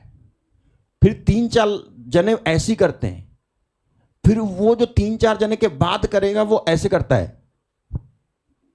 तो 3-4 फिर आपस में ऐसे ही करते हैं। फिर उसके बाद वो मुड़ जाता है। फिर 3-4 के बाद कोई ऐसे से करता है। उनको लगता है कि यही शुरू से आया है, यही वाला इशारा शुरू से आया है, ये वाला, लेकिन बीच में चेंज हो गया। 3-4 ऐसे ही करते हैं। फिर उसके बाद जो लास्ट के 3-4 खड़े थे वो एक दूसरे का गला दबाते हैं, क्योंकि उनको लगता है कि सबसे शुरू में जो था नंबर 1 उसने गला दबाने का इशारा दिया, तो लास्ट तक आते आते गला दबाना है। लेकिन हुआ क्या था? ऐसे आप किसी को बदनाम करते हो। शुरू में हुआ क्या था? इशारा। लेकिन वो इशारा कैसे बदल गया? इशारा बदल गया चुम्मे में, चुम्मा बदल गया थप्पड़ में, थप्पड़ बदल गया घूंसे में, घूंसा बदल गया गला दबाने में। लेकिन असलियत में शुरू में क्या हुआ था? हेलो। इस तरह से जब किसी की बात आती है तो जिनको झूठ सुनने की आदत है वो इसी तरह से ज्यादा उसी चीज की तरफ झुक जाएंगे और वही चीज करेंगे। सच नहीं, झूठ की प्रतीति करेंगे। झूठ पर विश्वास करें। झूठ। यीशु ने कहा कि मैं जो सच बोलता हूं इसीलिए तुम मेरा विश्वास नहीं करते। मैं जो सच बोलता हूं मेरा विश्वास नहीं करते, इसलिए आप देखते हो लोग बदनाम हो जाते हैं। जो बदनाम हुआ है कभी आप उसके पास जाओ और पूछो कि यार तुम्हारे बारे में ऐसी ऐसी बात फैली, क्या सच है? वो खुद कहेगा नहीं यार ऐसा नहीं है, कुछ भी मैंने ऐसा नहीं किया, मेरे को तो खामोखा बदनाम कर दिया। कितने सारे लोग जेल में हैं, सब लोग सही कॉज की वजह से जेल में? बता। नहीं, सही कारण की वजह से नहीं। किसी ने उन पर आरोप लगाया, झूठा आरोप लगाया, उस झूठ की वजह से वो बेचारे जेल में हैं। कई लोग फंस गए हैं, जानबूझ के फंस गए होंगे, लेकिन कई लोग जो है कुछ नहीं किया उन्होंने, बेचारे फंस गए, बस नाम आ गया उनका, फंस गए, फंसे हुए हैं आज। झूठ की प्रतीति करते हैं, झूठ पर विश्वास करते हैं लोग। आजकल लोग झुके हुए हैं। झूठ बोलो झूठ सुनो, झूठ बोलो झूठ सुनो, झूठ फैलाओ। झूठ बोलो झूठ सुनो, झूठ फैलाओ। जो सच बोलता है उसको लोग सुनते नहीं है। यीशु मसीह को नहीं सुनते हैं वो, इसीलिए उनकी जिंदगी भी झूठ ने ऐसी कवर कर दी है कि वो सच की आहा सुसमाचार की ज्योति को देख ना सके। हालेलुया। देखो क्या लिखा है, इस संसार के देवता ने, ईश्वर ने, इस संसार के ईश्वर ने अविश्वासियों का मन, देखो उन अविश्वासियों के लिए जिनकी बुद्धि इस संसार के ईश्वर ने अंधी कर दी है, ताकि मसीह जो परमेश्वर का प्रतिरूप है उसके तेजों में सुसमाचार का प्रकाश उन पर ना चमके। झूठ ने अंधा कर दिया उनको कि वो सुसमाचार की जो रोशनी है उन पर ना चमके। ठीक है, मैं इसको पूरा करता हूं। देखो यीशु मसीह कहते हैं मैं तुमसे सच बोलता हूं, तुम मेरी प्रतीति नहीं करते, तुम मेरा विश्वास नहीं करते। नेक्स्ट 8:46 डालें, जॉन 8:46। तुम, अब यीशु कहते हैं तुम में से कौन मुझे पापी ठहराता है, क्यों यदि मैं सच बोलता हूं तो तुम मेरा विश्वास क्यों नहीं करते। ठीक है, जो परमेश्वर से होता है वो परमेश्वर की बातें सुनता है। तुम इसलिए नहीं सुनते क्योंकि नहीं सुनते कि परमेश्वर की ओर से नहीं हो, तुम परमेश्वर की ओर से नहीं हो। हालेलुया। आपको याद है जब पौलुस ने ये बात लिखी थी ना कि when I came to you I was afraid। Hallelujah, सुना? When I first came to you I was afraid। जब मैं पहले तुम्हारे पास आया था ना तो मैं बहुत ही डरा हुआ था। फर्स्ट कुरिन्थियंस में है, और इस तरह से वो बताता है कि मैं जब पहले आया तो मैं बहुत ज़्यादा डरा हुआ था। हाँ, मिला क्या?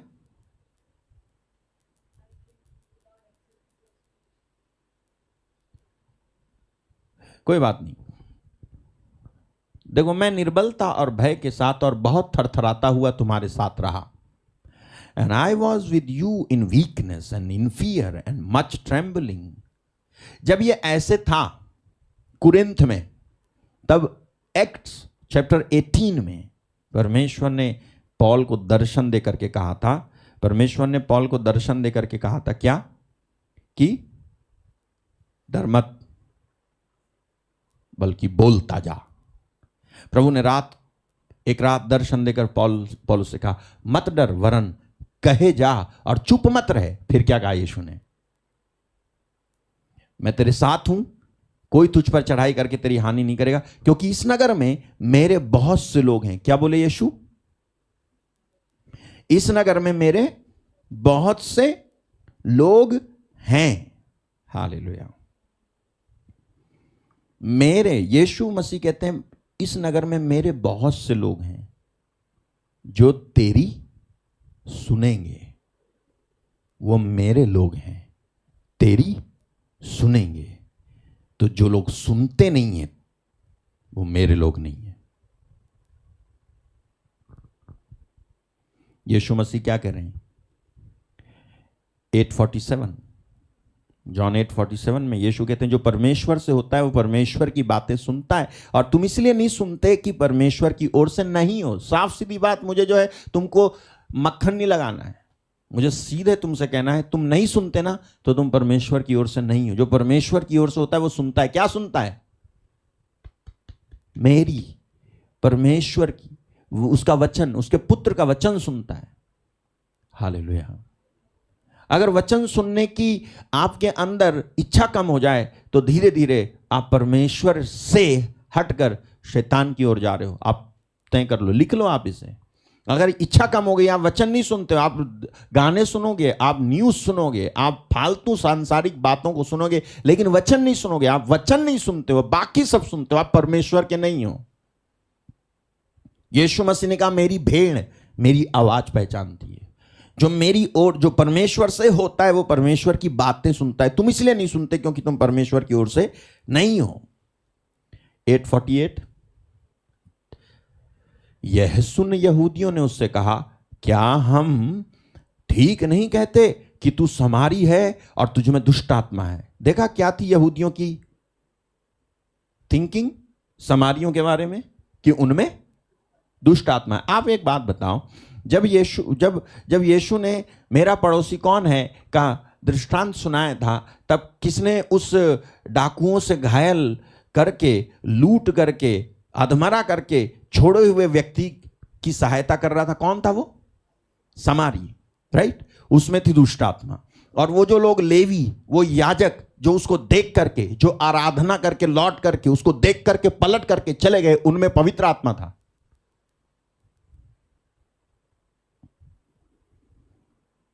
उनमें पवित्र आत्मा था। जो इग्नोर करके चले गए घायल व्यक्ति को जो मर रहा है, वो याजक थे, प्रीस्ट, एक लेवी जो सहयोगी होता है, साथ में रहता है, याजक के साथ में रहता है, जैसे कैटेकिस्ट समझ लो, बाबूजी समझ लो, मास्टर समझ लो। ये दोनों देख करके लौट करके पलट करके चले गए, उनमें पवित्र आत्मा था। लेकिन ये समारियों में जितने भी समारी थे, उनके बारे में यहूदियों की सोच थी, उनमें क्या है? दुष्ट आत्मा। हालेलुया। अच्छा, जब इन्होंने यहां पर कहा ना, यह सुन यहूदियों ने उससे कहा, क्या हम ठीक नहीं कहते? तू समारी है और तुझमें दुष्ट आत्मा है। इसको कहते हैं रियल इशू से ध्यान भटकाना। जब लगा कि खुद की खुलने वाली है तो जबरदस्ती दूसरों की खोलने लगे। जब इनको लगा ना खुद की पोल पट्टी खुल जाएगी अब, तो इन्होंने क्या करा? यीशु मसीह के ऊपर आक्रमण किया। कहते हैं कि हाँ, अब समझ में आया हमको, तू जो है क्या है? तू समारी है और तुझ में दुष्ट आत्मा है। यीशु मसीह आगे कहते हैं, मुझ में दुष्ट आत्मा नहीं है, परंतु मैं अपने पिता का आदर करता हूं और तुम मेरा निरादर करते हो। आगे, परंतु मैं अपनी प्रतिष्ठा नहीं चाहता। हाँ, एक है जो चाहता है और न्याय करता है। फिर मैं तुमसे सच सच कहता हूं, यदि कोई व्यक्ति मेरे वचन पर चलेगा तो वो अनंत काल तक मृत्यु को ना देखेगा। फिर क्या कहा यहूदियों ने उससे कहा, अब हमने जान लिया कि तुझ में दुष्ट आत्मा है। अब्राहम मर गया, भविष्यवक्ता भी मर गए, और तू कहता है यदि कोई मेरे वचन पर चलेगा तो वह अनंत काल तक मृत्यु को ना देखेगा। जी आगे, अब हमारा पिता अब्राहम तो मर गया, क्या तू उससे बड़ा है? और भविष्यवक्ता भी मर गए, तू अपने आप को क्या ठहराता है? हालेलुया। Just wait. इसका मतलब है, अगर तुम मरे हुए को मरा नहीं मानते तो तुझ में दुष्ट आत्मा है। हा? अब्राहम मर गया, भविष्यवक्ता भी मर गए, और तू कहता है कि यदि कोई मेरे वचन पे चलेगा तो वो कभी नहीं मरेगा। तो ये कह रहे हैं उससे, अगर तुम मरे हुए को मरा नहीं मानते तो तुझ में दुष्ट आत्मा है, लेकिन हम में नहीं है। भले ही हम जिंदे को मार डालें, तो हमारे अंदर दुष्ट आत्मा नहीं है। लेकिन अगर यीशु मसीह मरे हुए को मरा नहीं मान रहे हैं तो उनमें दुष्ट आत्मा ही। ऐसा कहते हैं कौन? यहूदी। वाहरे ज्ञानी। हालेलुया। सुना आपने? जब यीशु ने कहा यदि कोई मेरे वचन पे चलेगा वो कभी नहीं मरेगा, तो ये कहते हैं अब हमें पक्का पता चल गया कि तुझ में दुष्ट आत्मा है। इब्राहिम हमारा पिता मर गया और भविष्यवक्ता मर गए, और तू अपने आप को क्या ठहराता है? यानी तू मानता नहीं है कि ये मर गए। हालेलुया। ये कह रहे हैं तुम मरे हुए को मरा हुआ नहीं मान रहे हो तो तुम में दुष्ट आत्मा है और हम में नहीं है। भले ही हम जिंदे को मार डालें, आज लोग जिंदे को मार डाल रहे हैं और कहते हैं हमने क्या किया? हमने कुछ नहीं किया, हमारे अंदर कोई दुष्ट आत्मा नहीं है। यीशु ने उत्तर दिया 54 में, यदि मैं अपनी महिमा करूं तो मेरी महिमा कुछ नहीं, परंतु मेरी महिमा करने वाला मेरा पिता है, जिससे तुम कहते हो कि वह हमारा परमेश्वर है। तुमने तो उसे नहीं जाना, परंतु मैं उसे जानता हूं, और यदि कहूं कि मैं उसे नहीं जानता तो मैं तुम्हारी तरह झूठा ठहरूंगा, परंतु मैं उसे जानता हूं और उसके वचन पर चलता हूं। तुम्हारा पिता इब्राहिम मेरे दिन देखने की आशा से बहुत मगन था और उसने देखा और आनंद किया। यहूदियों ने कहा, अब तक तू 50 साल का भी नहीं है, फिर भी तूने अब्राहम को देखा है? सवाल वाला चिन्ह। क्या? अब तक तू 50 साल का भी नहीं है, फिर भी तूने इब्राहिम को देखा है? आगे यीशु ने उनसे कहा, मैं तुमसे सच सच कहता हूं, इस पूरे अध्याय में आप गिनती गिन के बताना मेरे को कि यीशु ने कितनी बार कहा मैं तुमसे सच सच कहता हूं, कितनी बार कहा? यीशु ने कहा मैं तुमसे सच सच कहता हूं कि पहले इसके कि अब्राहम उत्पन्न हुआ मैं हूं। इसके पहले कि अब्राहम पैदा हुआ था मैं हूं। ओके, अब देखो आप, तब उन्होंने उसे मारने के लिए पत्थर उठाए, परंतु यीशु छिपकर मंदिर से निकल गए। अच्छा, अब देखो कि किसके अंदर दुष्ट आत्मा है। यह दुष्ट आत्मा जिन्होंने विश्वास किया था उनके अंदर निकली। किसके अंदर थी दुष्ट आत्मा? सच में किसके अंदर थी? यीशु के अंदर थी या ये जो यहूदी थे जिन्होंने विश्वास किया था यीशु मसीह में, इनके अंदर थी, जो कह रहे थे कि तुझ में दुष्ट आत्मा है, तू समारी है। किसके अंदर दुष्ट आत्मा निकली? कौन मारना चाहता है? यीशु ने सच तो कहा था तुम मुझे मार डालना चाहते हो, लेकिन वो एडमिट नहीं कर रहे थे कि हम मार डालना चाहते हैं। लेकिन जब यीशु मसीह ने प्रीचिंग की ना, when you preach the truth, evil spirit will reveal itself. जब आप ट्रुथ और जब आप सच प्रचार करोगे तो दुष्ट आत्माएं जो है प्रकट हो जाएंगी, बाहर निकलेंगी। और इनके अंदर अभी तक नाइस बस बातों से ही पेश आ रहे थे, लेकिन जब यीशु ने कहा ना इब्राहिम से पहले मैं हूं, इट वॉज, ये ट्रुथ था, ये सच था, ये सच था जो यीशु ने कहा। वही तो था आदि में शब्द, वही तो था शुरू में। और कौन था? तो जब यीशु ने यह कह दिया कि मैं इब्राहिम से पहले से हूं, तब उन्होंने उसे मारने के लिए पत्थर उठाए और यीशु छिपकर निकल गए, क्योंकि यीशु के इतना कहने से उनके अंदर जो दुष्ट आत्मा थी ना वो रिवील हो गई। हालेलुया। क्या थे ये? वही है ना जॉन 8:30 वाले, जिनके विषय में लिखा है ये बातें कह ही रहा था यीशु कि बहुतों ने उस पर विश्वास किया और उसके पीछे हो गए थे। यही थे ना वो। और यही है ना अभी लास्ट में वर्स 59 में, जो यीशु मसीह को मारने के लिए पत्थर उठा लेते हैं। तो भाई तुम्हारे अंदर विश्वास है अगर, तो तुम यीशु को मारने के लिए पत्थर क्यों उठा रहे हो?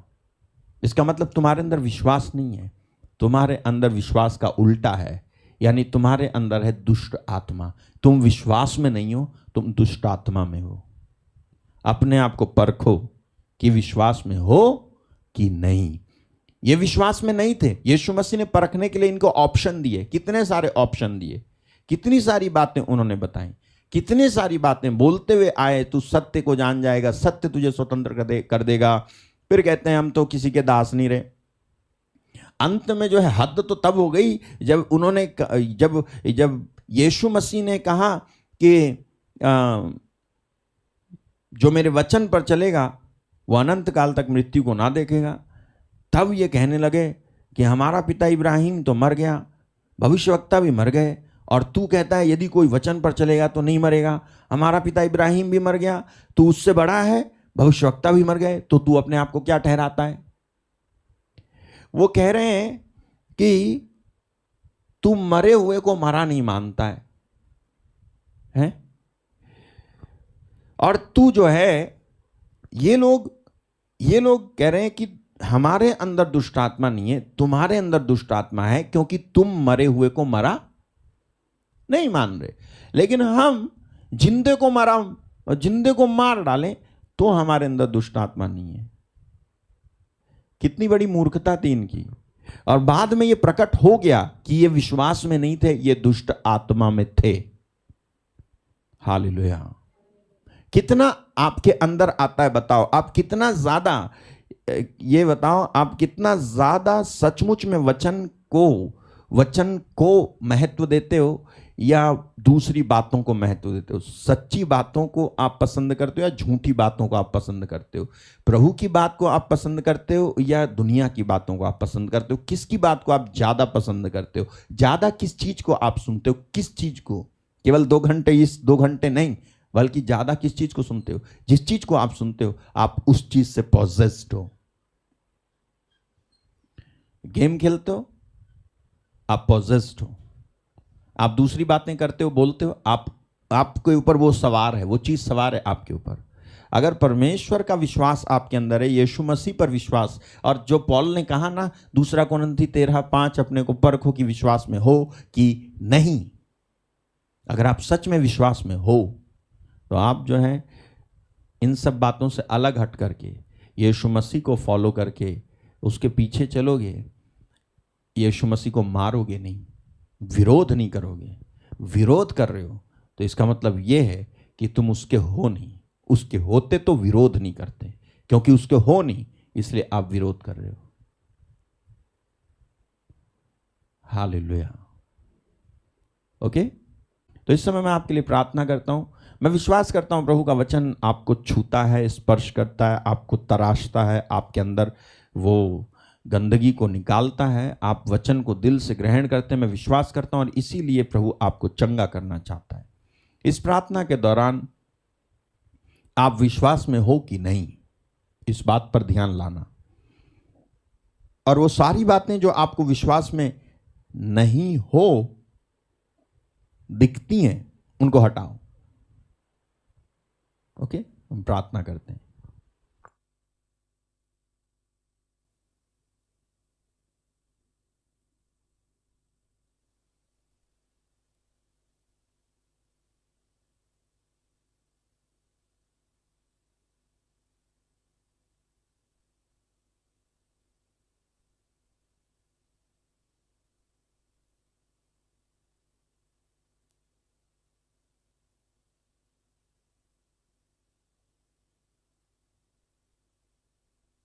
धन्यवाद पवित्र आत्मा, थैंक यू जीसस, धन्यवाद, हालेलुया, धन्यवाद।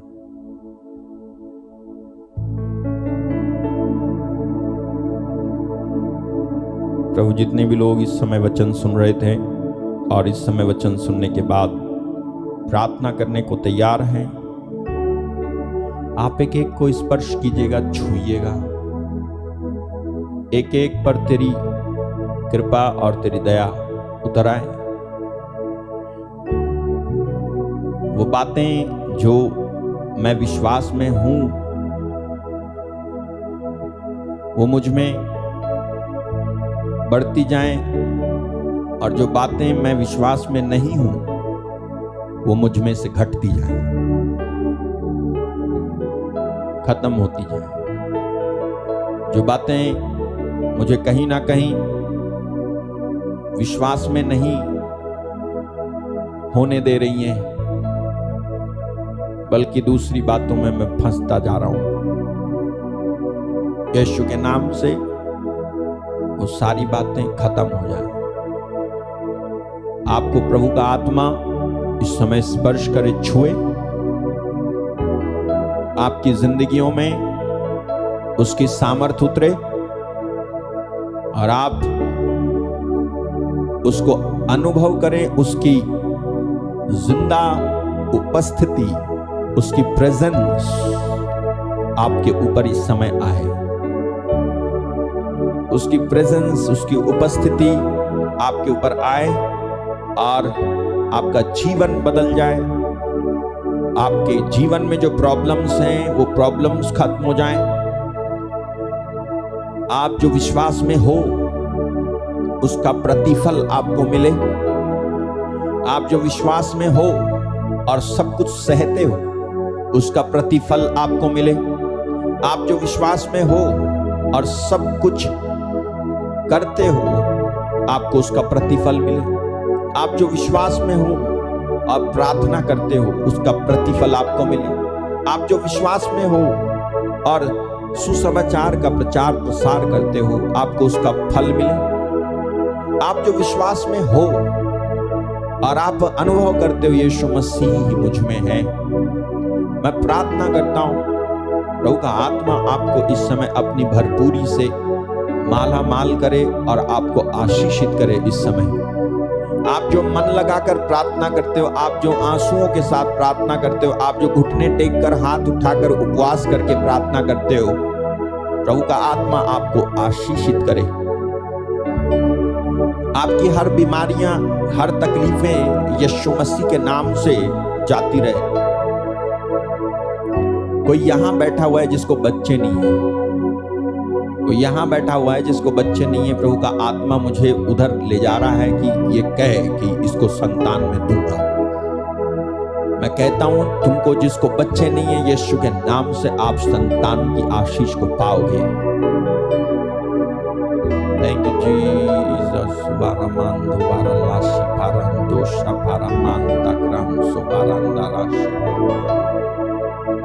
एक एक को आप स्पर्श करें इस समय, एक एक को स्पर्श करें। पवित्र आत्मा आप एक एक को छुएं, पवित्र आत्मा आप एक एक को स्पर्श करें। इस समय जो प्रार्थना में लीन है, प्रार्थना कर रहा है, ध्यान लगा रहा है और विश्वास कर रहा है कि तू उसकी जिंदगी को बदलेगा, छुटकारा मिलेगा, उसे विश्वास कर रहा है कि उसके जो कर्जे हैं उसके ऊपर से उतर जाएंगे, मुकदमे खत्म हो जाएंगे और जो जेल में है वो बाहर आएंगे। जो विश्वास कर रहा है कि उसका बिजनेस फ्लरिश होगा, जो विश्वास करता है कि उसका वीजा आएगा, उसका आए, जो विश्वास करता है प्रभु तुझ में जो विश्वास में है वो लज्जित ना हो, मैं प्रार्थना करता हूं। जो विश्वास में है वो हताश ना हो, मैं प्रार्थना करता हूं। जो विश्वास में है वो अपनी दौड़ को पूरी कर सके, बीच में थक कर रुक ना जाए। जो विश्वास में है वो आशीषों से भरपूर हो और आशीषित हो और आशीष बन जाए, मैं प्रार्थना करता हूं। जो विश्वास में है प्रभु उसका जीवन बदले। जो विश्वास में उसके घर से दुष्ट आत्माएं प्रभु भागते गिरते पड़ते भागे, मैं प्रार्थना करता हूं। जो विश्वास में प्रभु उनका जीवन बदलने लग जाए। जो विश्वास में है उनके ऊपर तेरी सामर्थ्य है। जो विश्वास करते हैं, जो तेरे वचन को इज्जत देते हैं प्रभु, तेरे लोगों को इज्जत देते हैं, प्रार्थना की बातों को इज्जत देते हैं प्रभु, वो तुझे जो प्यार करते हैं उनका जीवन आज रात स्पर्शित हो। इस परिवार के लिए मैं प्रार्थना करता हूँ, यीशु के नाम से मैं प्रार्थना करता हूँ। यहाँ पर जितने भी लोग आए उनके लिए मैं प्रार्थना करता हूँ। इस ऑनलाइन प्रार्थना में जितने भी लोग शामिल है उनके लिए आप उनको स्पर्श करें, छुएं और उनकी बीमारियां और उनकी तकलीफें यीशु नासरी के नाम से जाती रहें, जाती रहें, जाती रहें, जाती रहें। बीमारियां यीशु के नाम से जाती रहें। हर प्रकार की बीमारी, हर प्रकार का बंधन, हर प्रकार का कर्ज, हर प्रकार की बेरोजगारी, हर प्रकार की नशे की आदत, झगड़े और तलाक वाली दशाएं बदल जाएं, चेंज हो जाएं। यीशु के नाम से मैं प्रार्थना करता हूं। यीशु के नाम से, यीशु के नाम से मैं प्रार्थना करता हूं। प्रभु सुने इस समय, उत्तर दें, उत्तर दें, उत्तर दें। लामरा सोप्रा माक्रे दुवारा ज्वाला राशिरा मांजोवारा का पांदा ब्रह्मांडे। यदि अन्य भाषा में आपको प्रार्थना करनी आती है आप अन्य भाषा में प्रार्थना करें, नहीं आती आप मांगो, प्रभु आपको देगा अन्य भाषा में प्रार्थना करना। बाइबल कहती है जो अन्य भाषा में प्रार्थना करता है वो अपनी उन्नति करता है। आप अन्य भाषा में प्रार्थना करो, उन्नति करोगे आप यीशु के नाम में। आप परमेश्वर से बातचीत करते हो जब आप अन्य भाषा में प्रार्थना करते हो। आप रहस्य बोलते हो जब आप अन्य भाषा में प्रार्थना करते हो। अन्य भाषा में प्रार्थना करना बहुत जरूरी है मेरे भाई मेरी बहन। ये अंत के दिन हैं, इसलिए अन्य भाषा में जरूर प्रार्थना करें, छोड़े ना। और किसी ने अगर अन्य भाषा के बारे में गलत टीचिंग दी है उसको एक्सेप्ट करें ना ही सुने।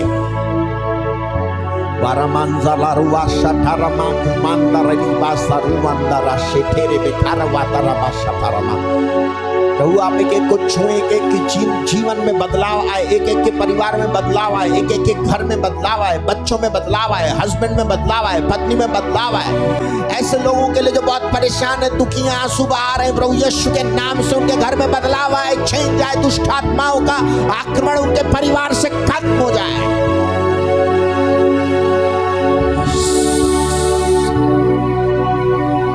जो इस प्रार्थना में अपने प्रार्थना निवेदनों को लिख रहा है, बोल रहा है और अपने बच्चों का नाम लिख रहा है, अपने हस्बैंड के बारे में कोई बहन लिख रही है, अपने पति के बारे में कोई लिख रही है, मैं प्रार्थना करता हूँ प्रभु उसकी प्रार्थना सुनी जाए।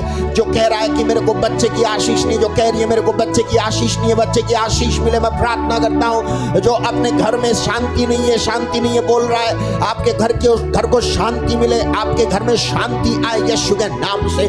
और अशांति की बातें जो हैं, झगड़े की बातें जो हैं, तलाक वाली बातें जो हैं और निराश करने वाली, आंसू बहाने वाली जो बातें हैं, आपका धीरज तोड़ने वाली बातें, बेचैन करने वाली बातें जो हैं, आपको आत्महत्या करने का मन करता है रह करके, वो जो बातें हैं यीशु के नाम से आपकी लाइफ से खत्म हो जाएं।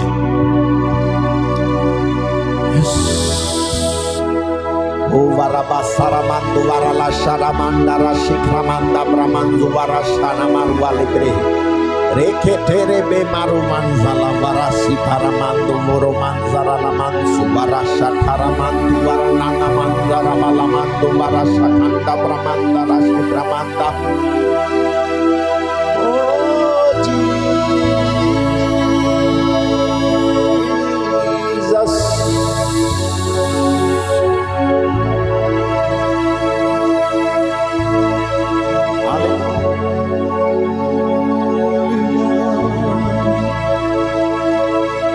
मेरे हर दर्द से है वाकिफ तू ही, तू गले से लगाता तू ही जिंदगी मेरे।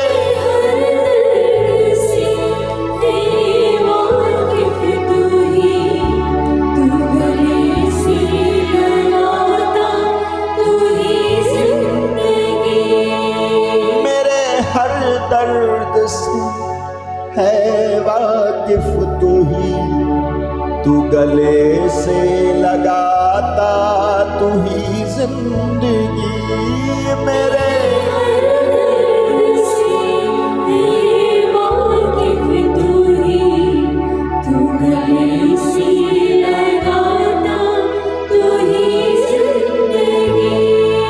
तू ही बख्श तसल्ली तू सुनता दुआ,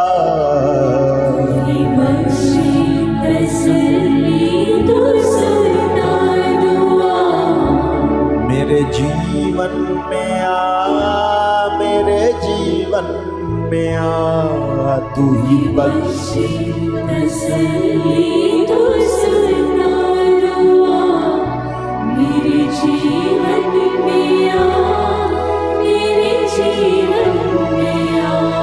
रात दिन मैं करूं अब तेरी बंदगी, रात दिन मैं करूं अब तेरी बंदगी। अब ये जीवन तेरा, अब ये जीवन तेरा, रात दिन मैं करूं अब तेरी बंदगी। अब ये जीवन तेरा, अब ये जीवन तेरा। ऐ खुदा, ऐ खुदा, ऐ खुदा, ऐ खुदा, ऐ खुदा, ऐ खुदा। आपसे तमाम सारे लोगों की प्रार्थनाएं सुनी जा रही हैं इस समय। मैं प्रार्थना करता हूं प्रभु उनके लिए जिनकी जॉब नहीं है, जिनका बिजनेस फ्लॉप हो गया है, जिनके घर में गरीबी है, जिनके घर में अशांति है, जिनके घर में छोटी छोटी बातों को लेकर के झगड़े होते रहते हैं, पति पत्नी के बीच में बनती नहीं है, माँ बाप के बीच में बनती नहीं है, सास ससुर के बीच में बनती नहीं है, रिश्तेदारों के बीच में बनती नहीं है, कोई घर आता नहीं है, दुख में पड़े हुए हैं, कोई पूछता नहीं है, कोई पैसे नहीं देता है, गरीबी है। यीशु के नाम से वो खत्म हो जाए, इनकी परिस्थितियां बदले। मैं प्रार्थना करता हूँ यीशु के नाम से खत्म हो जाए। मैं प्रार्थना करता हूँ प्रॉपर्टी को लेकर के लड़ाइयाँ चल रही हैं, वाद विवाद चल रहा है प्रॉपर्टी को लेकर के, घर को लेकर के, चिंतित हैं, क्या करूँ क्या ना करूँ, किसको दूँ, किसके नाम करूँ वगैरह बातें चल रही हैं। यीशु के नाम से खत्म हो जाए, सॉल्व हो जाए। जो सिचुएशन खराब है वो सॉल्व हो जाए यीशु के नाम से। जो सिचुएशन खराब है वो सॉल्व हो जाए यीशु के नाम से। मैं प्रार्थना करता हूँ जो भी दुष्ट आत्माएं किसी को सता रही हैं मानसिक रूप से, शारीरिक रूप से, और इनको बहुत ज़्यादा डर लगता है या सो नहीं पाते हैं या रात रात में नींद खुल जाती है, विचार बहुत ज़्यादा आते हैं, नेगेटिव थॉट्स बहुत ज़्यादा आते हैं, मरने के ख्याल आते हैं या आत्महत्या करने की कोशिश की भी है किसी ने। मैं प्रार्थना करता हूँ दुष्ट आत्माएं उनको छोड़ के खत्म हो जाएं, निकल जाएं उनके जीवन से। मैं प्रार्थना करता हूँ जिसको भी किसी भी प्रकार की बीमारी है, आप मेरे साथ एक मन होकर के प्रार्थना करें। किसी को उंगलियों में बहुत ज्यादा प्रॉब्लम है, उंगलियों में गांठों में बहुत ज्यादा प्रॉब्लम है, आप चंगे हो रहे हो इसी समय यीशु के नाम में। कोई नस ब्लॉक है, किसी की नस ब्लॉक है, वो खुल रही है यीशु के नाम से। वहां हाथ रखो, विश्वास करो, खुल रही है। Thank you Jesus. मैं प्रार्थना करता हूं निकिता के लिए, उसकी तबीयत खराब है, स्वस्थ हो जाए यीशु के नाम से। मैं प्रार्थना करता हूं आपकी उस बेटी को स्पर्श करे। मैं प्रार्थना करता हूं उनको, जिनकी आंखें खराब है, जिनको मोतियाबिंद है, जिनको दिखता नहीं है, जिनको स्वाद नहीं आता है, जिनको बदहजमी है, जिनको गैस्ट्रिक प्रॉब्लम, जिनको शुगर, जिनको थायराइड है, जिनको अल्सर है, जिनको पेट में घाव है, जिनको गुप्त स्थानों में प्रॉब्लम है, जिनको पीरियड्स प्रॉब्लम है, जिनको गांठें हैं शरीर में, मैं प्रार्थना करता हूं जिनको रसौलियां और पथरियां हैं, यीशु के नाम से मैं प्रार्थना करता हूं ठीक हो जाओ यीशु के नाम से। आपकी रसौली पथरी यीशु के नाम से नष्ट हो जाए, मैं प्रार्थना करता हूं। फाइब्रॉइड्स नष्ट हो जाएं यीशु के नाम से। मैं प्रार्थना करता हूं पेट में दिक्कत है, संतान धारण करने में प्रॉब्लम आ रही है, वो मैं प्रार्थना करता हूं वो जो डिफिकल्टी है वो खत्म हो जाए आपकी लाइफ से यीशु के नाम से। विवाह होने में जो रुकावट आ रही है, एक अच्छा लड़का और लड़की नहीं मिल रहा है, मैं प्रार्थना करता हूं परमेश्वर आपके लिए प्रबंध करे और आपकी शादी हो जाए यीशु के नाम से। हुई है शादी लेकिन उसके बाद आप खुश नहीं हो, मैं प्रार्थना करता हूं प्रभु का आत्मा आपके बीच में सामर्थ्य भेजे और आपका विवाहित जीवन शांति से गुजरे, अशांति से नहीं। मैं प्रार्थना करता हूं कई लोग, मैं देखता हूं कई लोग सांसारिक बातों में फंसे हुए और उलझे हुए हो। प्रभु का आत्मा आपको मना करता है कि ऐसा मत कर, प्रभु की ओर लौट आ और उसकी आराधना कर, उससे प्रार्थना कर, उसका वचन पढ़, उठा, संगति कर, जहां वचन सुनाया जाता है उधर चला जा। ये तेरे को काम देगा। अपना धन स्वर्ग में इकट्ठा कर, धरती पे नहीं। वरमांजी वाला से प्रमांदु वान तेरे बेसुमान ठकरमांदु वारांसी हे रेबे। प्रार्थना करता हूं ऐसे बच्चों के लिए जिनका दिमाग काम नहीं करता है, मानसिक रोगी हैं, पीड़ित हैं, खड़े नहीं हो पाते, चल नहीं पाते, देख नहीं पाते, सुन नहीं पाते और प्रभु फिजिकली चैलेंज्ड हैं, मेंटली चैलेंज्ड हैं। मैं प्रार्थना करता हूं यीशु की सामर्थ उनके ऊपर आए और उनके हाथ पैरों में सामर्थ आए, ठीक हो जाएं। जितने भी ऐसे बच्चों को मैंने देखा है मैं उनके लिए प्रार्थना करता हूं। बीते दिनों में जितने भी बच्चों पर हाथ रखा, मैंने प्रार्थना करता हूं प्रभु आप उन्हें छुएं, स्पर्श करें, उनकी दशाओं में बदलाव आए, चेंजेस आए यीशु के नाम से। अगर बुद्धू है, याद नहीं रहता, किसी को कुछ याद नहीं रहता है, भूल जाते हैं, मैं प्रार्थना करता हूं पवित्र आत्मा आपकी मदद करे, सहायता करे।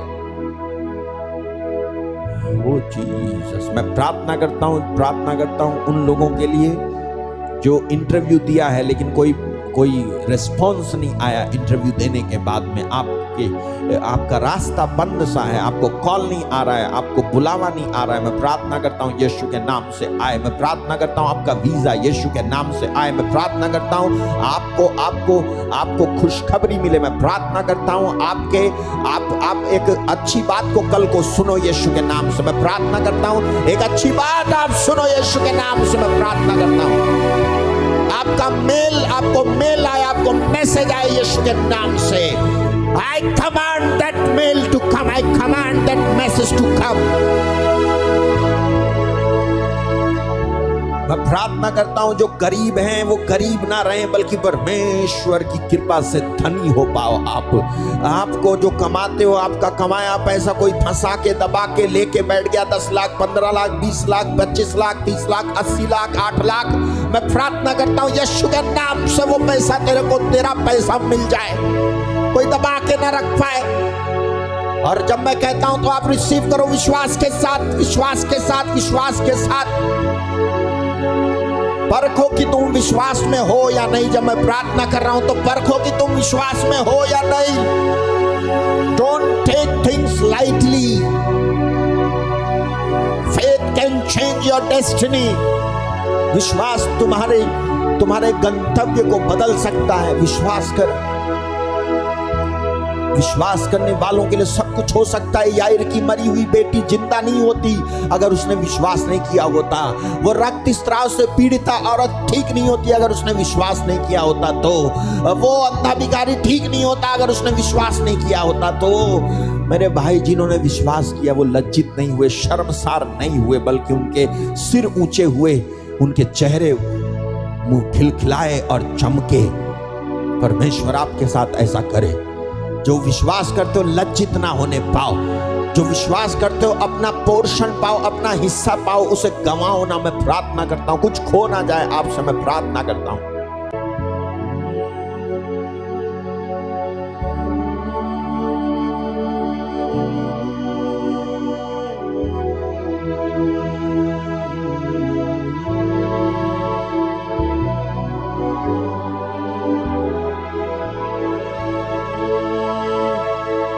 छुएं पवित्र आत्माएं के कोई स्पर्श करें जो मेरे साथ एक मन एक हृदय होकर प्रार्थना कर रहा है। मैं जिसको कैंसर है यीशु के नाम से ठीक हो, अपनी हीलिंग को रिसीव करो।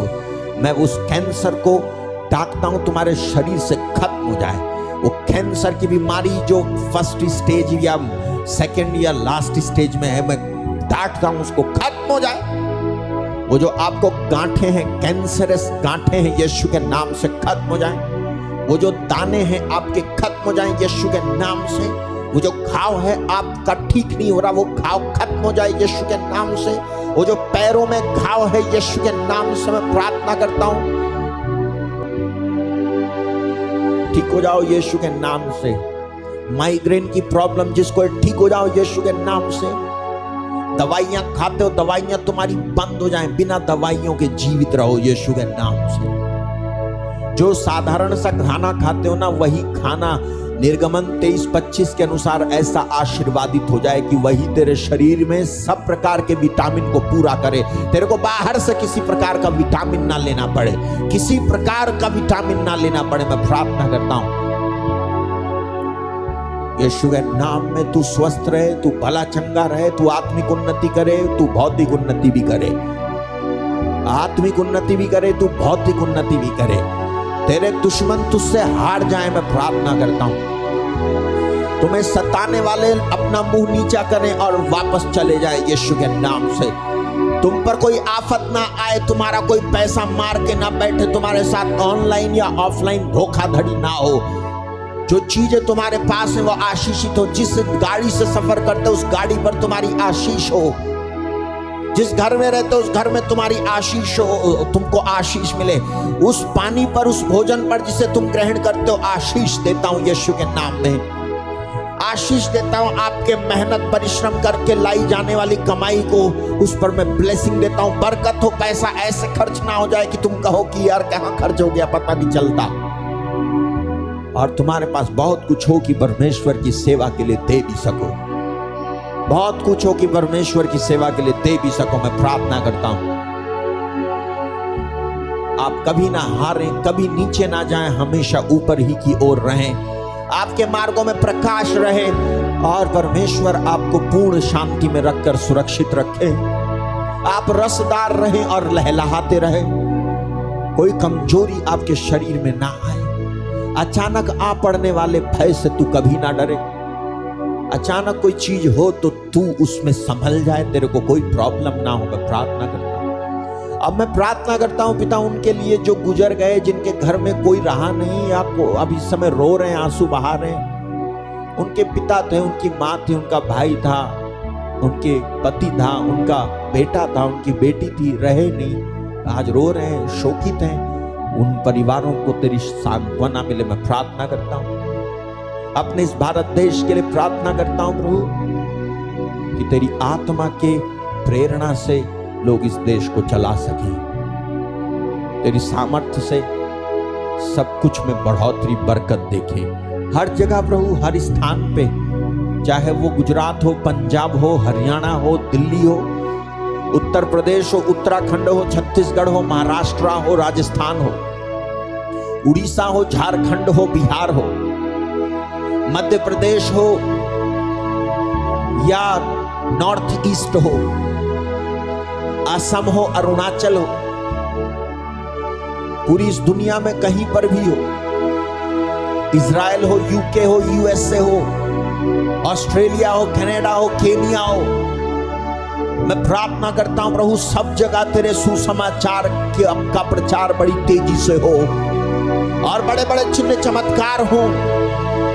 प्रभु तेरे दास दासी जो बाहर बड़े बड़े काम कर रहे, वो इस भारत देश की जमीन पर भी आकर के तेरे वचन को सुनाए, मैं प्रार्थना करता हूं।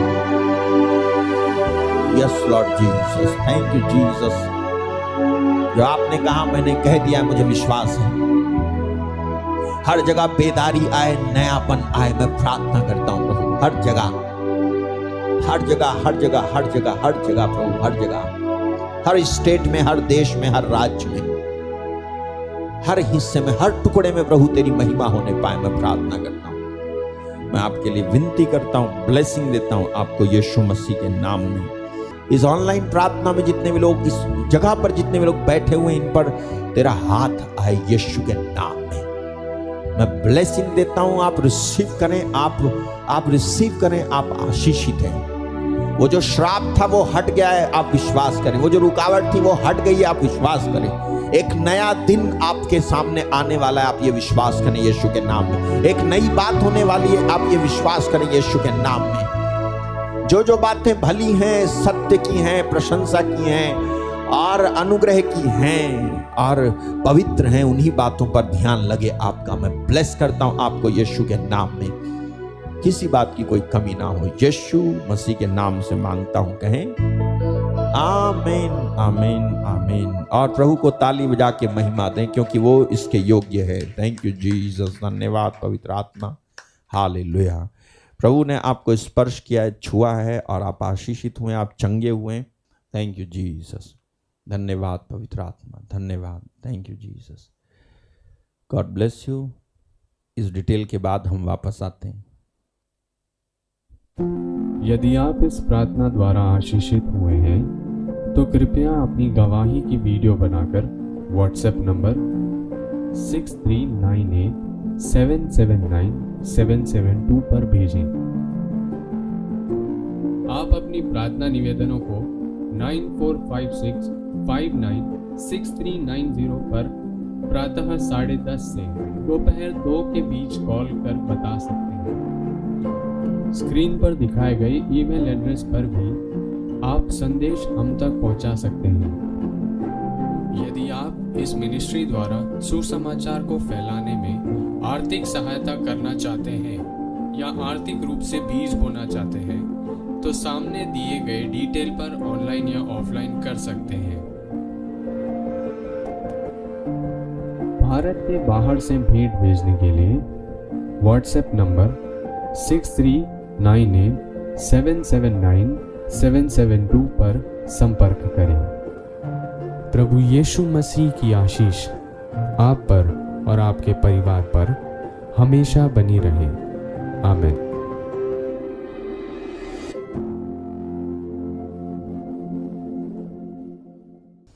अशोक मार्टिन मिनिस्ट्री द्वारा आयोजित प्रार्थना सभाएं कुछ इस प्रकार हैं। दिनांक 2, 3 एवं 4 जनवरी 2023 को एक बड़ी प्रार्थना सभा का आयोजन किया गया है काशीपुर उत्तराखंड में। इसका पता है महिमा रिसोर्ट, बाजपुर रोड, काशीपुर, उधम सिंह नगर, उत्तराखंड। यदि आप इस प्रार्थना सभा में आने के इच्छुक हैं तो कृपया सिस्टर रजविंदर को जल्द से जल्द संपर्क करें। दिनांक 20, 21, 22 जनवरी 2023 को प्रार्थना सभा रखी गई है छत्तीसगढ़ में, जिसका पता है बरबसपुर, उखड़िया पारा, पोस्ट गणेशपुर, ब्लॉक रामानुज नगर, जिला सूरजपुर। यदि आप इस प्रार्थना में आने के लिए इच्छुक हैं तो कृपया बहन अर्चना करकेट्टा अथवा भाई चंदूलाल टोपो अथवा भाई अभय करकेट्टा को जल्द से जल्द संपर्क करके सूचित कर सकते हैं।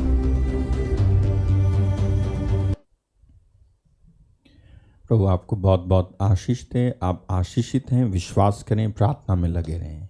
जानने से पहले हम इस सुंदर भजन को गाएंगे, जो हुआ है वो।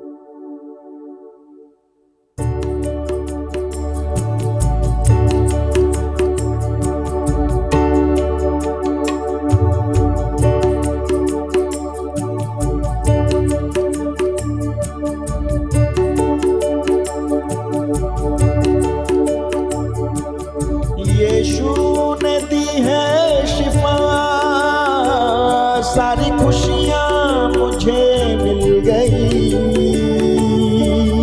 यीशु ने दी है शिफा, सारी खुशियाँ मुझे मिल गई। तन्हा मेरी जिंदगी उसके आने से फिर खिल गई। तन्हा मेरी जिंदगी उसके आने से फिर खिल गई। उसकी कृपा मिल गई, मेरी दुनिया निहाल हो गई। उसकी कृपा मिल गई, मेरी दुनिया निहाल हो गई। उसकी कृपा मिल गई, मेरी दुनिया निहाल हो गई। बिखरे हुए थे जज्बात मेरे, उलझे हालात थे। बिखरे हुए थे जज्बात मेरे, उलझे हालात थे। सपने भी मेरे डूबे हुए थे गम की बरसात में। सपने भी मेरे डूबे हुए थे गम की बरसात में। यीशु ने थामा जो हाथ, आंसुओं की वो शाम ढल गई। यीशु ने थामा जो हाथ, आंसुओं की वो शाम ढल गई। अंधेरों ने मुंह ढक लिया, ख्वाहिशों की गुफा मिल गई। अंधेरों ने मुँह ढक लिया, ख्वाहिशों की सुबह मिल गई।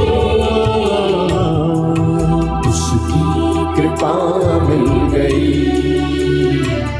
मेरी दुनिया निहाल हो गई। उसकी कृपा मिल गई, मेरी दुनिया निहाल हो गई। उसकी कृपा मिल गई, मेरी दुनिया निहाल हो गई। मेरी दुनिया निहाल हो गई।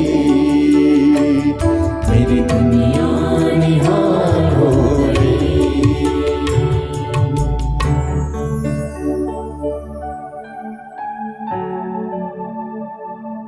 God bless you. प्रभु आपको बहुत बहुत आशीष दे। प्रभु आपके साथ है, विश्वास करें। God bless you. जय यीशु। Good night.